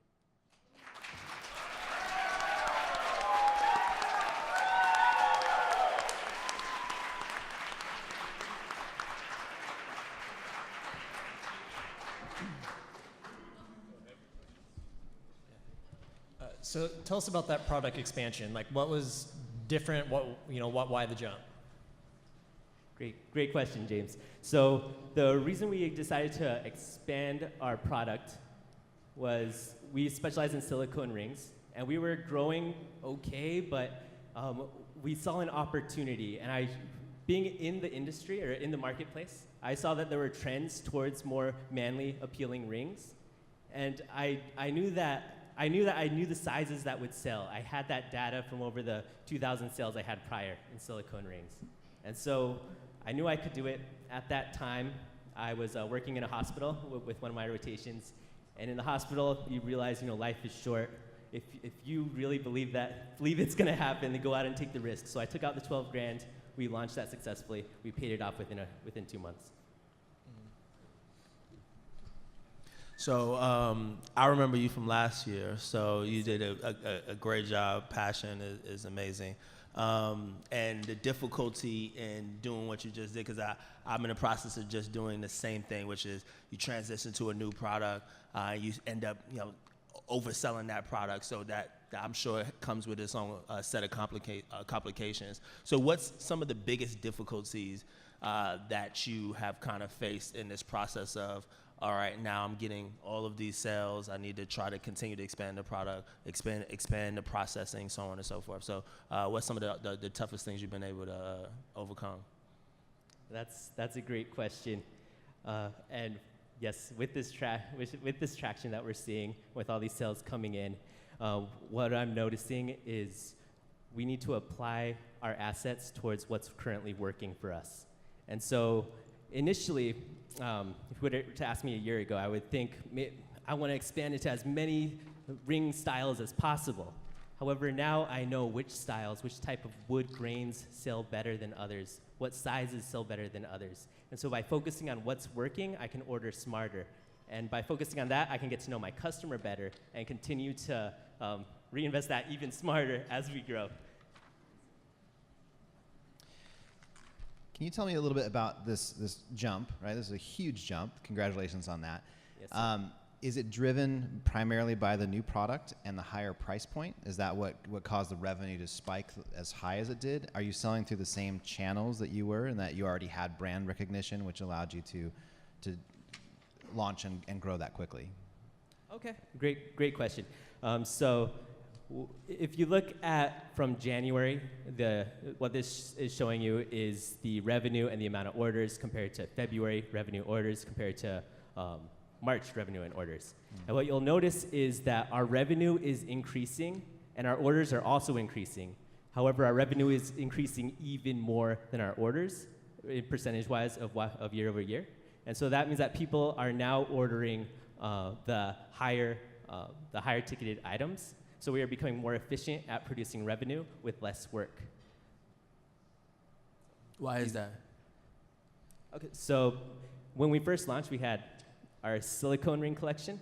Okay, so people were ordering a lot of orders for $10 to $32. Since we've launched Caveman bands, over the last few months, we have generated over 100 five-star reviews on these new metal band products. And as our online reputation builds, people are starting to we're appearing higher in the searches, we're appearing higher on the online platforms, and people are ordering more from the higher ticket items. Regarding your profit, that was stated that, did you include the labor cost, like for you and your wife? So the way we calculated labor cost is factored in here. I mean, currently, if you can tell by the car I drive, I'm not paying myself a salary. But in here where it says fulfillment, that would be our labor cost. We can fulfill about 10 to 15 orders in an hour. And so at $15 to $20 an hour, so our fulfillment cost will be $1.50 per product. So I have a question about why you paid back the loan so quickly. Because it looks like you know exactly what your customer acquisition cost is. Why not take that $12,000, continue to pay the monthly for the next 12 months instead of 3 months, and get to $150,000 of sales in the next 6 months? So what was the purpose behind that? Great question. So I took out the $12,000 loan in September. The product came in November, and that's when I was able to launch it. I paid it all off because I wanted to end the year not in a deficit. But then in January, I took out another loan to purchase a 30-watt fiber laser engraver to expand our reach even more and expand the perceived value of our products. And so after doing that, then I paid off that loan. Right now, I have a $12,000 credit limit. And so that's what's holding me back right now. But as we grow, what some of my mentors have told me is try to grow as organically as possible. Try to focus on being profitable in the beginning. And as you are continue to grow this organically, there will be an opportunity in the future where you can seek future investment to really scale this, or there will be a very strategic investor who can add a lot of value and turn this into something truly great. Well, I guess along those lines, so like with the Silicon, like things were going well, but it seemed like you almost kind of saturated that market and basically used that knowledge to kind of pivot to this, which has a much bigger market. So is it kind of, Eugene, like, does it make sense to run as fast as you can as far as that trend and then try to find that next trend? Because you're on Amazon, correct? Yes, I'm at Amazon, eBay, Etsy, and then cavemanbands.com. Yeah, but it sounds like you kind of cracked the formula to a degree. So it's... Yes, so as far as back when I first started, I was proud that I was selling products without any advertising. I was like, oh, look at me, people are buying this product without any money spent on ads. However, what I'm learning recently is that our marketing is very important, and probably as an e-commerce online wedding band provider, this is probably should be the most of where we put our money should go to marketing. And so I've actually teamed up with, I'm working right now with Raised Marketing, who is in this room, and they have shown me over and over again that the more money we put into marketing, the more results we have. So this month, like last year, we averaged $20 a day in marketing. This month, we've done $200 a day in marketing, and this month we are averaging a little under $1,000 a day. Yeah. All right, round of applause.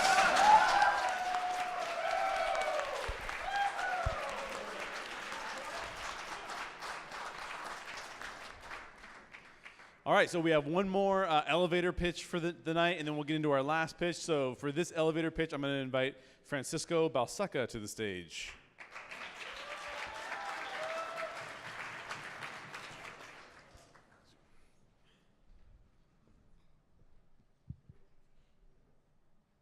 Mountain Striders Ministries creates fun and creative biblical content for teens and young adults.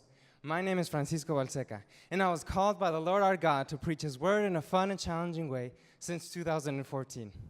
I first started off by making YouTube videos. I wanted to tell my friends the good news of the gospel. But teens and young adults don't really read the Bible as much. 70% of American teens leave the church when they go off to college. That is why the Lord called me to make a guide on how to start reading the Bible. Become a mountain shredder. It's a new concept in studying the Bible. It consists of Bible text and space for you to write and reflect your own thoughts. YouTube videos of me talking about different biblical topics for less than 5 minutes, contemporary Christian music, and cartoon images. I've been pitching this nonprofit for the past 3 years now here at Zuventurez, and this product costs $14 if you want to buy one at my booth. And if you would like to know more about this ministry, follow me on Instagram at alepaco_ms. So thank you. I love you guys, but you know what? Jesus Christ truly loves you 10,000 times more. Bye.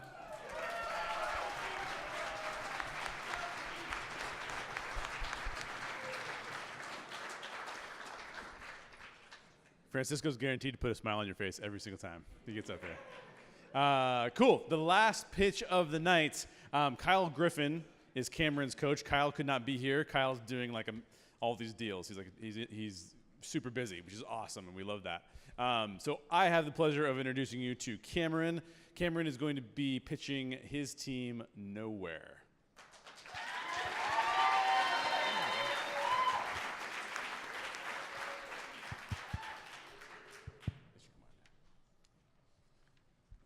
Hello. Good evening. My name is Cameron, and this is Nowhere, the travel sharing application, helping you share where you've been and find where you're going. So when I was a sophomore in college, I had the awesome opportunity of planning a trip to Europe with 2 of my friends. During the planning process, it was confusing. It was time confusing. It was confusing and annoying. We went to Yelp, scrolling through reviews. We went to TripAdvisor, going to the same top 10 spots. We went to Instagram and Facebook, contacting friends and waiting for their response. We contacted people individually, spending lots of time and effort, which was annoying. So we recognized the problem. Travel planning is time-consuming and confusing, and many times you're dependent on reviews from strangers who you don't even know if you can trust. So the solution is Nowhere. The travel planning application, helping you share where you've been and find where you're going. With Nowhere, you can easily follow friends as well as top travelers. No more reviews from strangers, meaning you're only following people you know and trust. You're easily able to find and save travel information in one place. So for example, I'm taking a trip to Thailand in May, and if I search on Nowhere's discovery feed, I can see that Hannah went to Bangkok, Thailand. If I click on her post, it takes me right to a map where I can see all her posts in Bangkok. If I click on one of her posts, it takes me back to that post except on the map where I can find directions, I can share, I can comment, or I can save that directly to my own travel planners. So in the top left, I have Thailand 2019, where I'm collaborating with a few friends by easily dragging and dropping location into my travel planners. Not only that, but I can post my own trips and post my own outings. Our vision for Nowhere is that before you go anywhere, you check our platform to see where your friends have been. This means that instead of being a tourist in a location, you become an expert without taking a step in that place. The travel industry is massive. It's $2.6 trillion. We estimated that 1.4 billion annual users on travel recommendation sites such as Yelp and TripAdvisor are millennials and Gen Zers. This is a prime market for us to capture. Our competitors in the social media realm lack the trip content and also the planning side, and in the travel planning side and recommendations, they lack the social connectivity, which is what drives social media. So we're integrating so that people can connect with their friends and also find relevant travel content from people they know and trust. Our target market are millennials, because studies show that this demographic spends more time on social media for travel sharing and recommendations than any other demographic. As a matter of fact, they spend 35 days a year traveling. Not only that, but they're more likely to spend more time on and money on purchases such as buying a house, or spending on travel rather than buying a house. And so we feel like this market is prime, and we're excited to capture that. Not only do we want users to invest in travel, we want users to invest in the kingdom. How do they do that? By the power of serving. And so through Nowhere, users will be able to connect with ministry opportunities around the world. Meet our travel fanatics. We have a full team of developers currently working on this product, and we are excited to take it to the next step. What is that next step? It's an incubator program. So we believe that this will expedite the process of bringing our product to the MVP stage and eventually the product launch. So share where you've been and find where you're going with Nowhere.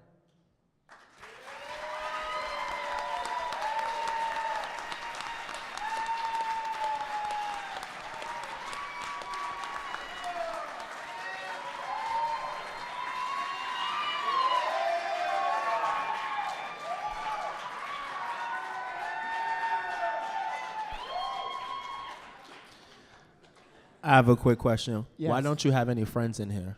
Why don't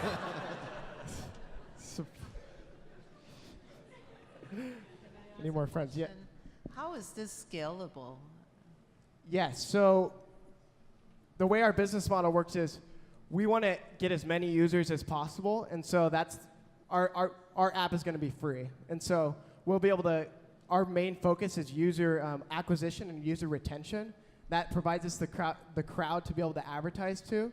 So we're going to do that by hitting the LA market first, specifically a niche market, and market to them not only online, but be able to go to small communities such as colleges and market that way. So, but again, it's just developing users so that we can advertise to those users.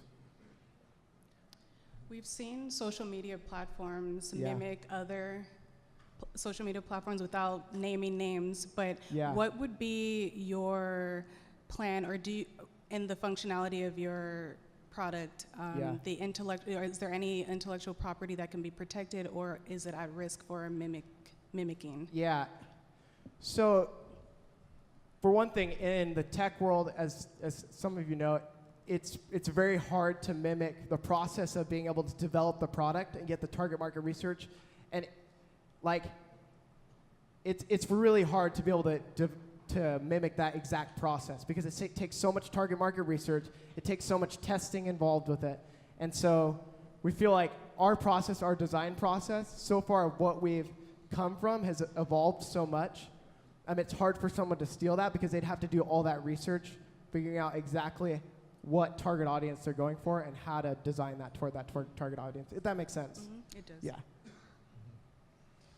So when you initially pitched us, you said trip planning, which Yeah. I think more logistics, that sort of Yeah. thing. But looking at the interface, it seems like you're almost helping millennials have the best Instagram-worthy trip possible. Yeah. Meaning, here's where you can take cool pictures, Yeah. and is it heavy planning logistics, or is it more about the shareability and cool pictures? Yeah, I would say it's both, and we need both, right? In order for people to be able to plan, we don't want it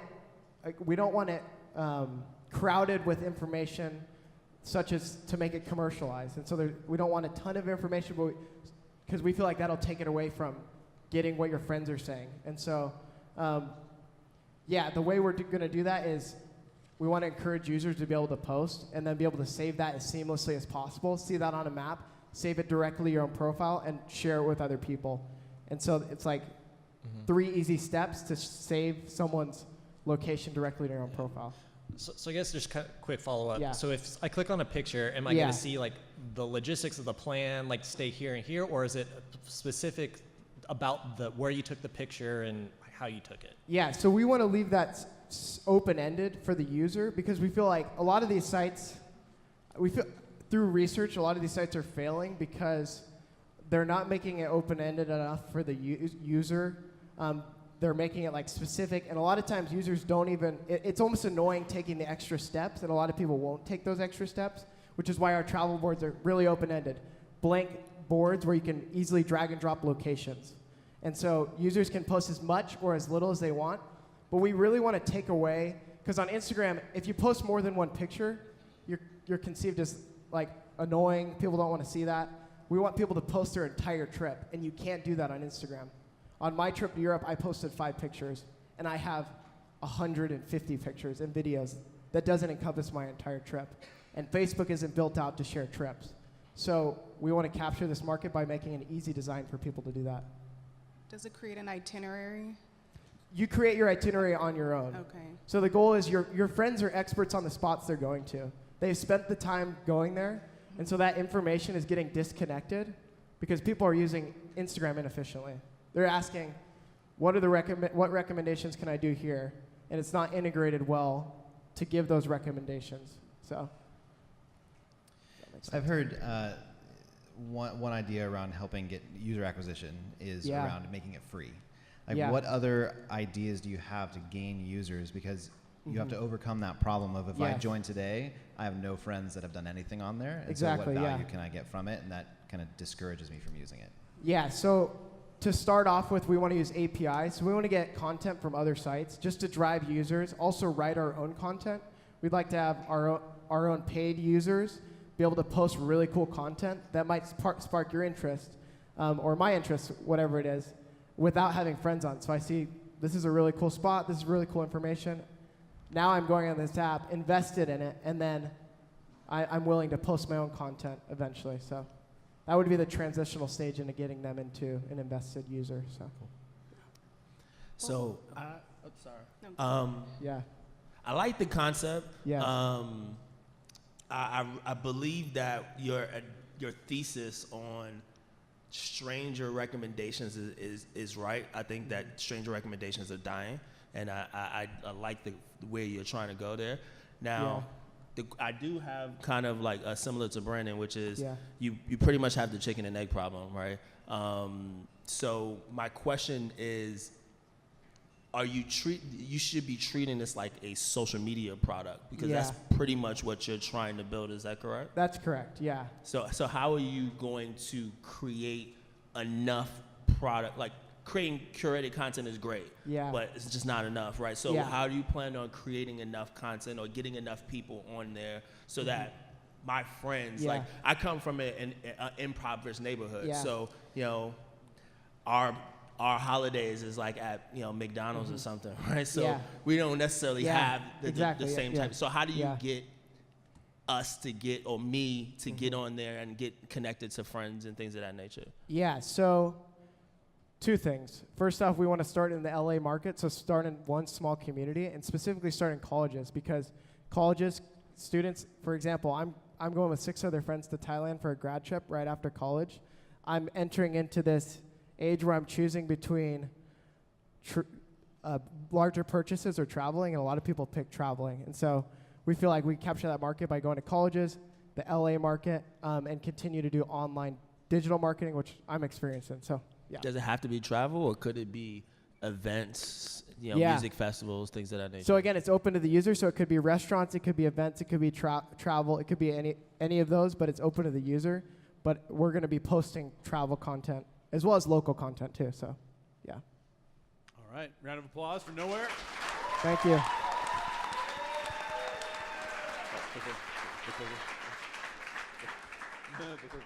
Yeah, thanks. That's right. All right, so I am now going to dismiss the judges because they have to, you can barely even read that slide. It says decision time. It's not that impressive. You guys can be dismissed back into the back and start working out who you will pick from the traction track and from the idea track to win the prize money. In the meantime, we have some extra content for you guys. The first one is you get to vote. You get to vote on one of these teams. So here are the audience voting instructions. So there's 2 ways to vote. You really cannot read that, but you can click on that link. If you go to that on your phone even, you can go to that link and vote that way. Or you can text. So if you send a text to that number, you just have to put the number associated with your team. So text 1 for Katoa, text 2 for Caveman Bands, text 3 for Nowhere, 4 for Prosper Coffee Co., 5 for Threads of Hope, and 6 for Subscriber News. So start putting in your votes now. I'll leave this slide up here for just a little bit. And then in a minute, I'm going to invite Pablo to come up here from the computer store and give you a little bit of information on what they're up to.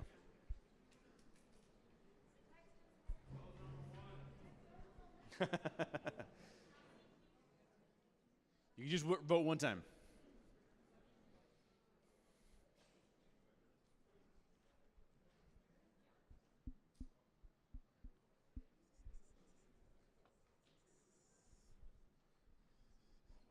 And again, this vote actually matters. There is a prize for your vote. Cool. Well, while you guys do that, again, just one more time, just before I change slides. The number is 202-269-3365. 1 for Katoa, 2 for Caveman Bands, 3 for Nowhere, 4 for Prosper Coffee Co., 5 for Threads of Hope, and 6 for Subscriber News. And I'm going to invite up Pablo Rangel from the computer store. What does it say when you do it? Oh, it's working for some people, so keep trying. It could be that it's getting overloaded, and it's because it's getting overloaded. Try it again. It's working for who? Is it working for other folks as well? Some yes, some no. The team is troubleshooting it as we speak. The other option you have is you can go to www.tallyspace.com/vote/6201. So if your texts aren't sending, just go to that website, and it'll ask you who you want to vote for there.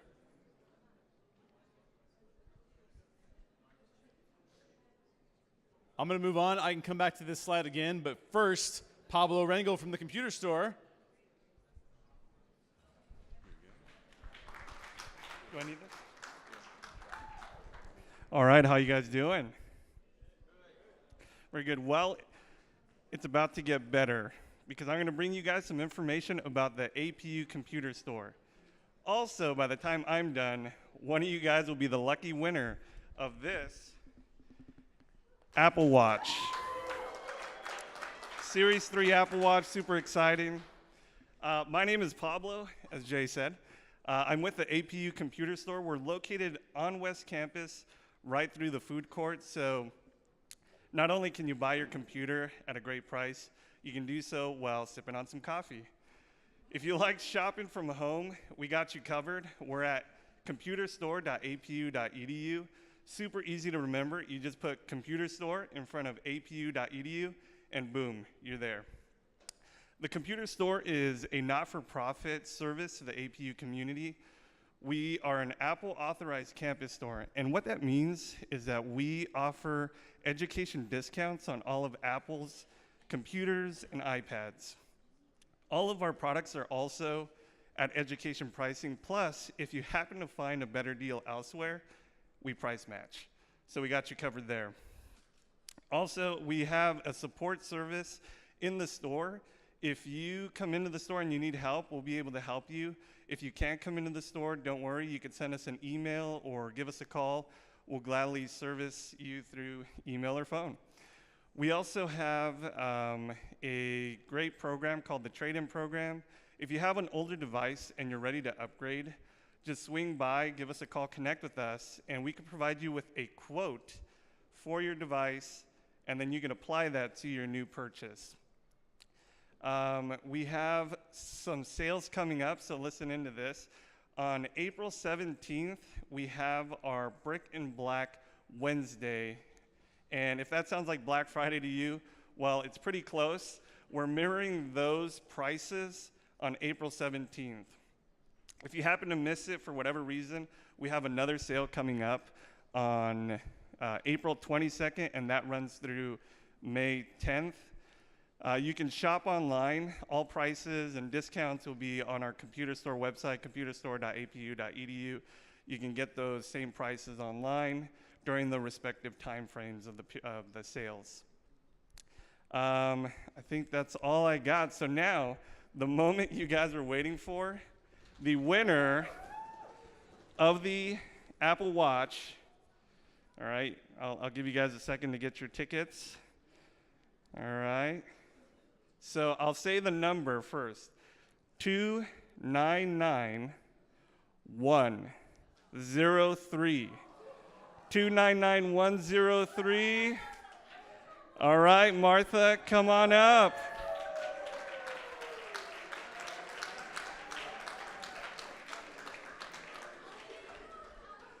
Come on down. Or yeah, anyone who can come grab it for Martha. Hey. It'll be helpful because there's text notifications. She doesn't need to be by her phone. All right, Jay. Awesome. Thank you very much. In fact, yeah, round of applause for the computer store. Here are the dates that Pablo mentioned earlier. Their Black Wednesday sale, April 17th. That is one day only, so make sure you get part of that. And then the end of school sale is April 22nd through May 10th. Those are your options for contacting them. Really quick, cool story about the computer store here at APU. Our nonprofit needed a new computer for our studio. We do a lot of podcasting. The nonprofit that I run does a lot of podcasting. We needed a new computer. Reached out to several people, see if I could get a deal. Decided that Amazon actually had the best pricing on the computer that I was looking at. And I can get an Amazon Smile donation as well if I buy that, so I get an increased discount, right? So I go to the computer store and I said, hey, Pablo, I'd like to support what you're doing. You support us a lot. I would like to buy the computer through you guys, even though I have to give up the Amazon Smile donation. And Pablo said, don't worry about it. We'll match the price and come down another $10, which was more than the Amazon donation would have given us. So definitely, if you're interested in products, go to the APU computer store. They will work with you. They will do that price match. Really, really cool stuff. All right, so next up is our MVP award. Now, before I invite Dan up, Dan's going to announce the MVP winner. I want to talk about what the MVP is all about. One of the things that we're big about with Zuventurez is there's these people who have ideas. But if you have an idea, it doesn't get very far unless you have a team that's willing to support you in the pursuit of that idea. So one of the things we wanted to incentivize was building teams and having people join teams. So we said, you know what, let's come up with an MVP award, and we will award $500 to the advisor network and the other teams voting for who they perceive to be the person who put in the most amount of work and was the most valuable player for someone who didn't have the original idea but who joined a team.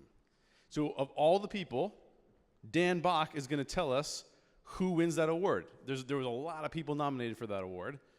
in the top 6 teams, but Dan's going to tell us who wins. And from prizes to cash money time. I am Dan Bach, Vice President and General Manager of Zenith Specialty Bag Company, and it's my 3rd year involved with the program. My privilege and honor to announce this year's winner of the MVP award, Rachel Baines.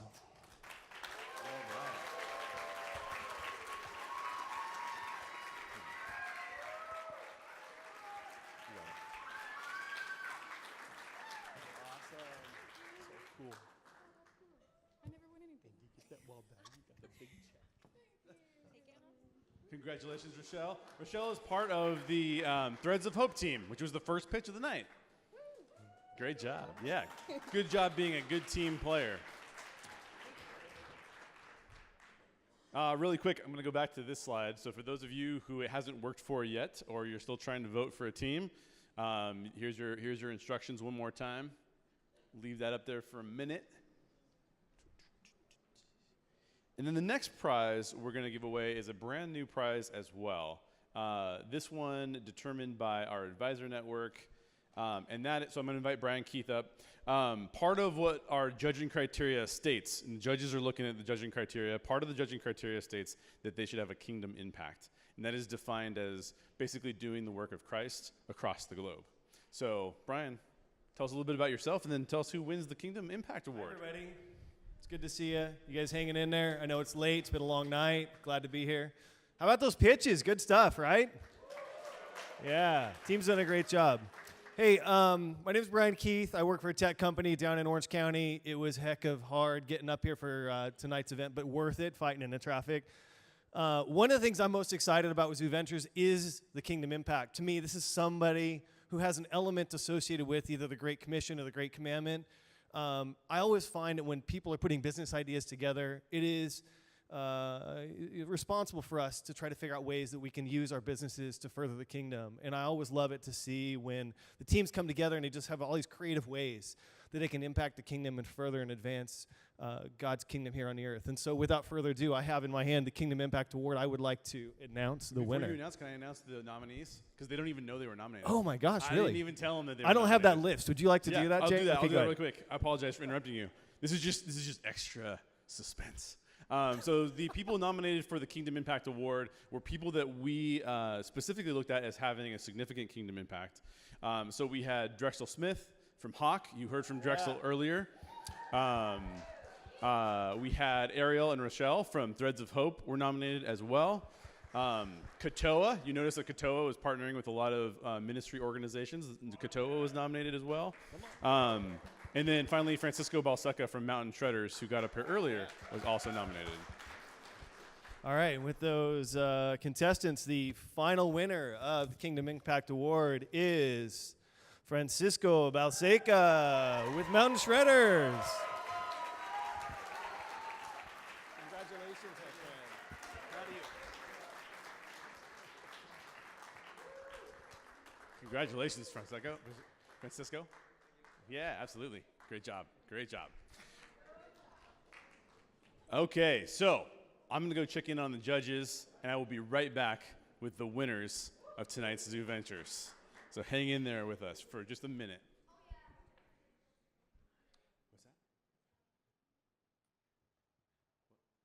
We have it already? Oh, we already have the audience prize. We can do it now. I don't even have to go check with the judges yet. They're still deliberating. So I'm going to invite up Cheyenne Wright. Cheyenne Wright won 3rd place last year in the competition. So Cheyenne, can you give us a little bit of an update about your business, and then we'll give the Audience Choice Award away? Yeah. Yeah, hi everyone, I'm Cheyenne Wright. I'm the CEO and founder of Left, and actually, yeah, Jordan, that's my engineer. Yeah, it started off the company actually 2 years ago, brought my idea in a notebook to Zuventurez, and actually this is like the best month we've ever had. It's our first month starting off at an accelerator. We've got offices in Santa Monica, 3 employees, and we just closed $500,000 in funding. So we did it, yeah. Yeah. And Zuventurez has been very close along the way. Brian Keith was our first mentor ever. I actually know Jordan because we competed against each other. And APU was one of our first clients in our beta, actually. So very exciting stuff. And now, without further ado, to announce the Audience Choice Award, it is Nowhere.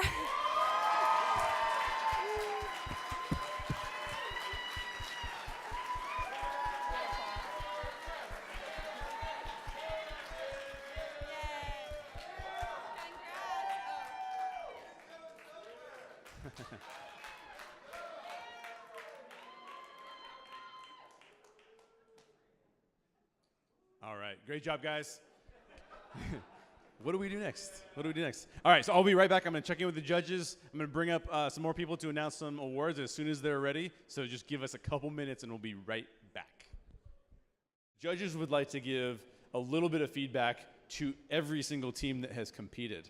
So we're going to go ahead and let them do that first. It'll be really brief. They're each going to give feedback to the teams, and then we will reveal the winners. So let's go ahead and do that now. Who would like to start with feedback? Who feels like they're ready to start with feedback? No, go ahead. Sure. James. So I'll give feedback with Monty and Katoa. I think initially with the pitch, we were trying to figure out exactly, okay, what is the business? And some parts in fintech, things are a bit complicated, what you're trying to do. But I think what we really liked was that as we're asking questions, you're on top as far as conveying confidence. And I think as far as like during that Q&A, I felt like you really held your own where, we're still trying to figure out the pieces exactly what, the business is and what you're trying to do, but there's trust and confidence in you to kind of navigate that. And so I think you did a really good job as far as, being able to do that. Awesome. Want to just go down the line? Yeah, Jennifer. Okay, so I'm going to give feedback to Prosper Coffee.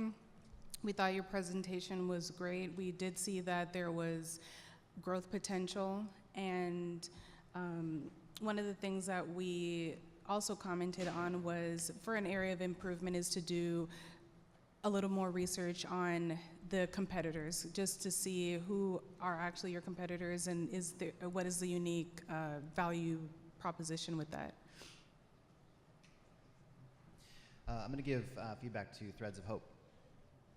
So first off, we love that you are making a product for yourselves. Like you are in the target market, and that gives you a huge advantage over a lot of other companies. But we think that the hospital space is going to be a battle, a long, drawn-out sales process, very, very difficult. I mean, we'd like to see that show up in the presentation, the pitch more, that you know what you're getting into and have a plan for overcoming that.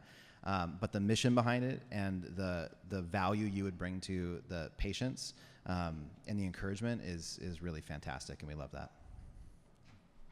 Okay, I'm giving comments and feedbacks to Nowhere, and I love the idea that you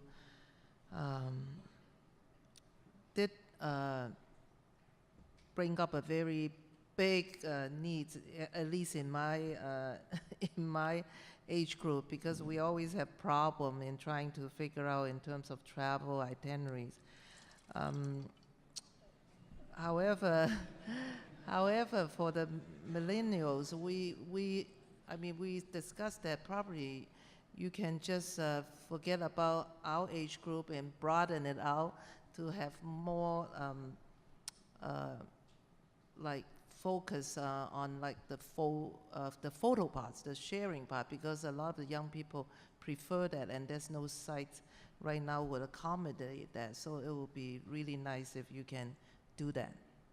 And also the kingdom focus, I really like it that you integrate that into your site, because right now there's really no such thing that is centralized. Like when I go to Thailand, if I want to visit a ministry, where would that be? So I would really recommend you to include that a lot. Thank you.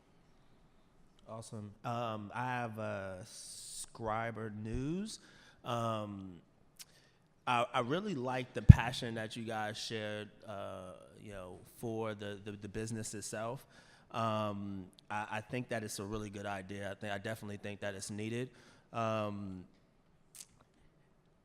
do think that what you might be underselling the difficulty in getting trust for a platform like that, but the idea itself is really solid. I think if you get to a point where you can streamline the messaging of what exactly you're trying to do, whether it is trying to define truth or be a platform that is in the middle of truth. We're not 100% certain where you are there, but a really good idea and great pitch. Then Caveman Brands, you have a business, which is a good thing, right? You have the ability to continue to grow that business.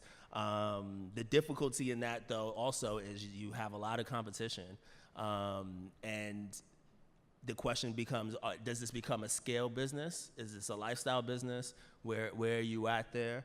And also I'm gonna pick on you on that, on not putting the money back into growing the business. It just, I don't know, the mathematics don't make sense to me. But other than that, you got great passion, great energy. You got a great team. You're gonna be fine. So keep up the great work. All right, can we get a round of applause for our judges?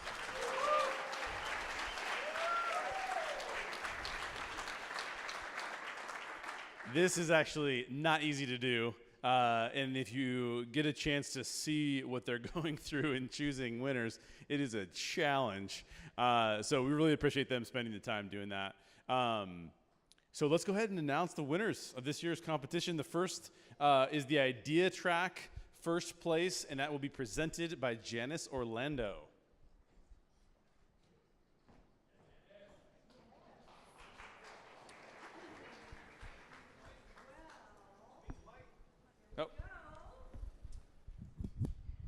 Many congratulations. It's a privilege to announce Scriber News.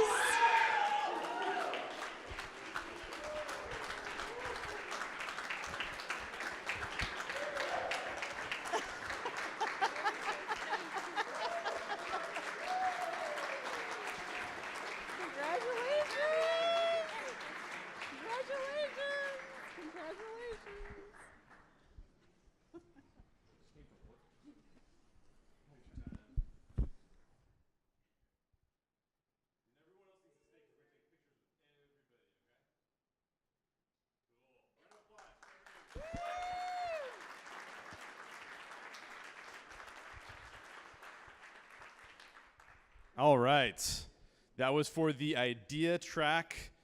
Now for the traction track, and we're gonna have Lindsay Rayfeld come up and present on the traction track winner. Thanks, Jay. You guys ready? This is kind of one of the coolest things I've ever got to do. The traction track winner is, I don't even have to open the envelope. I just saw it when I flipped it. Could be a Steve Harvey moment, but maybe I better look one more time.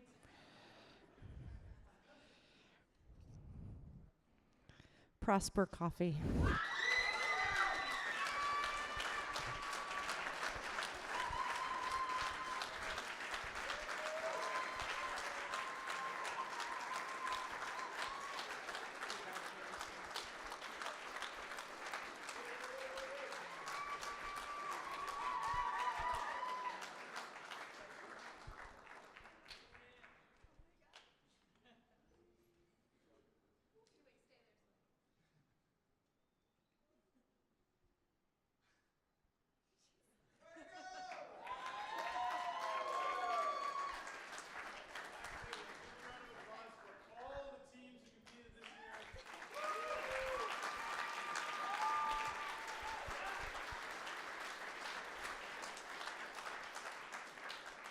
And with that, we conclude another season of Zuventurez. Join us next year. Will be if you're a student and you want to get course credit, come on through the program. I guarantee you'll have a good time, and it will be very intense, and you will learn a lot. Thank you all for coming. We really appreciate you. And let's get some pictures.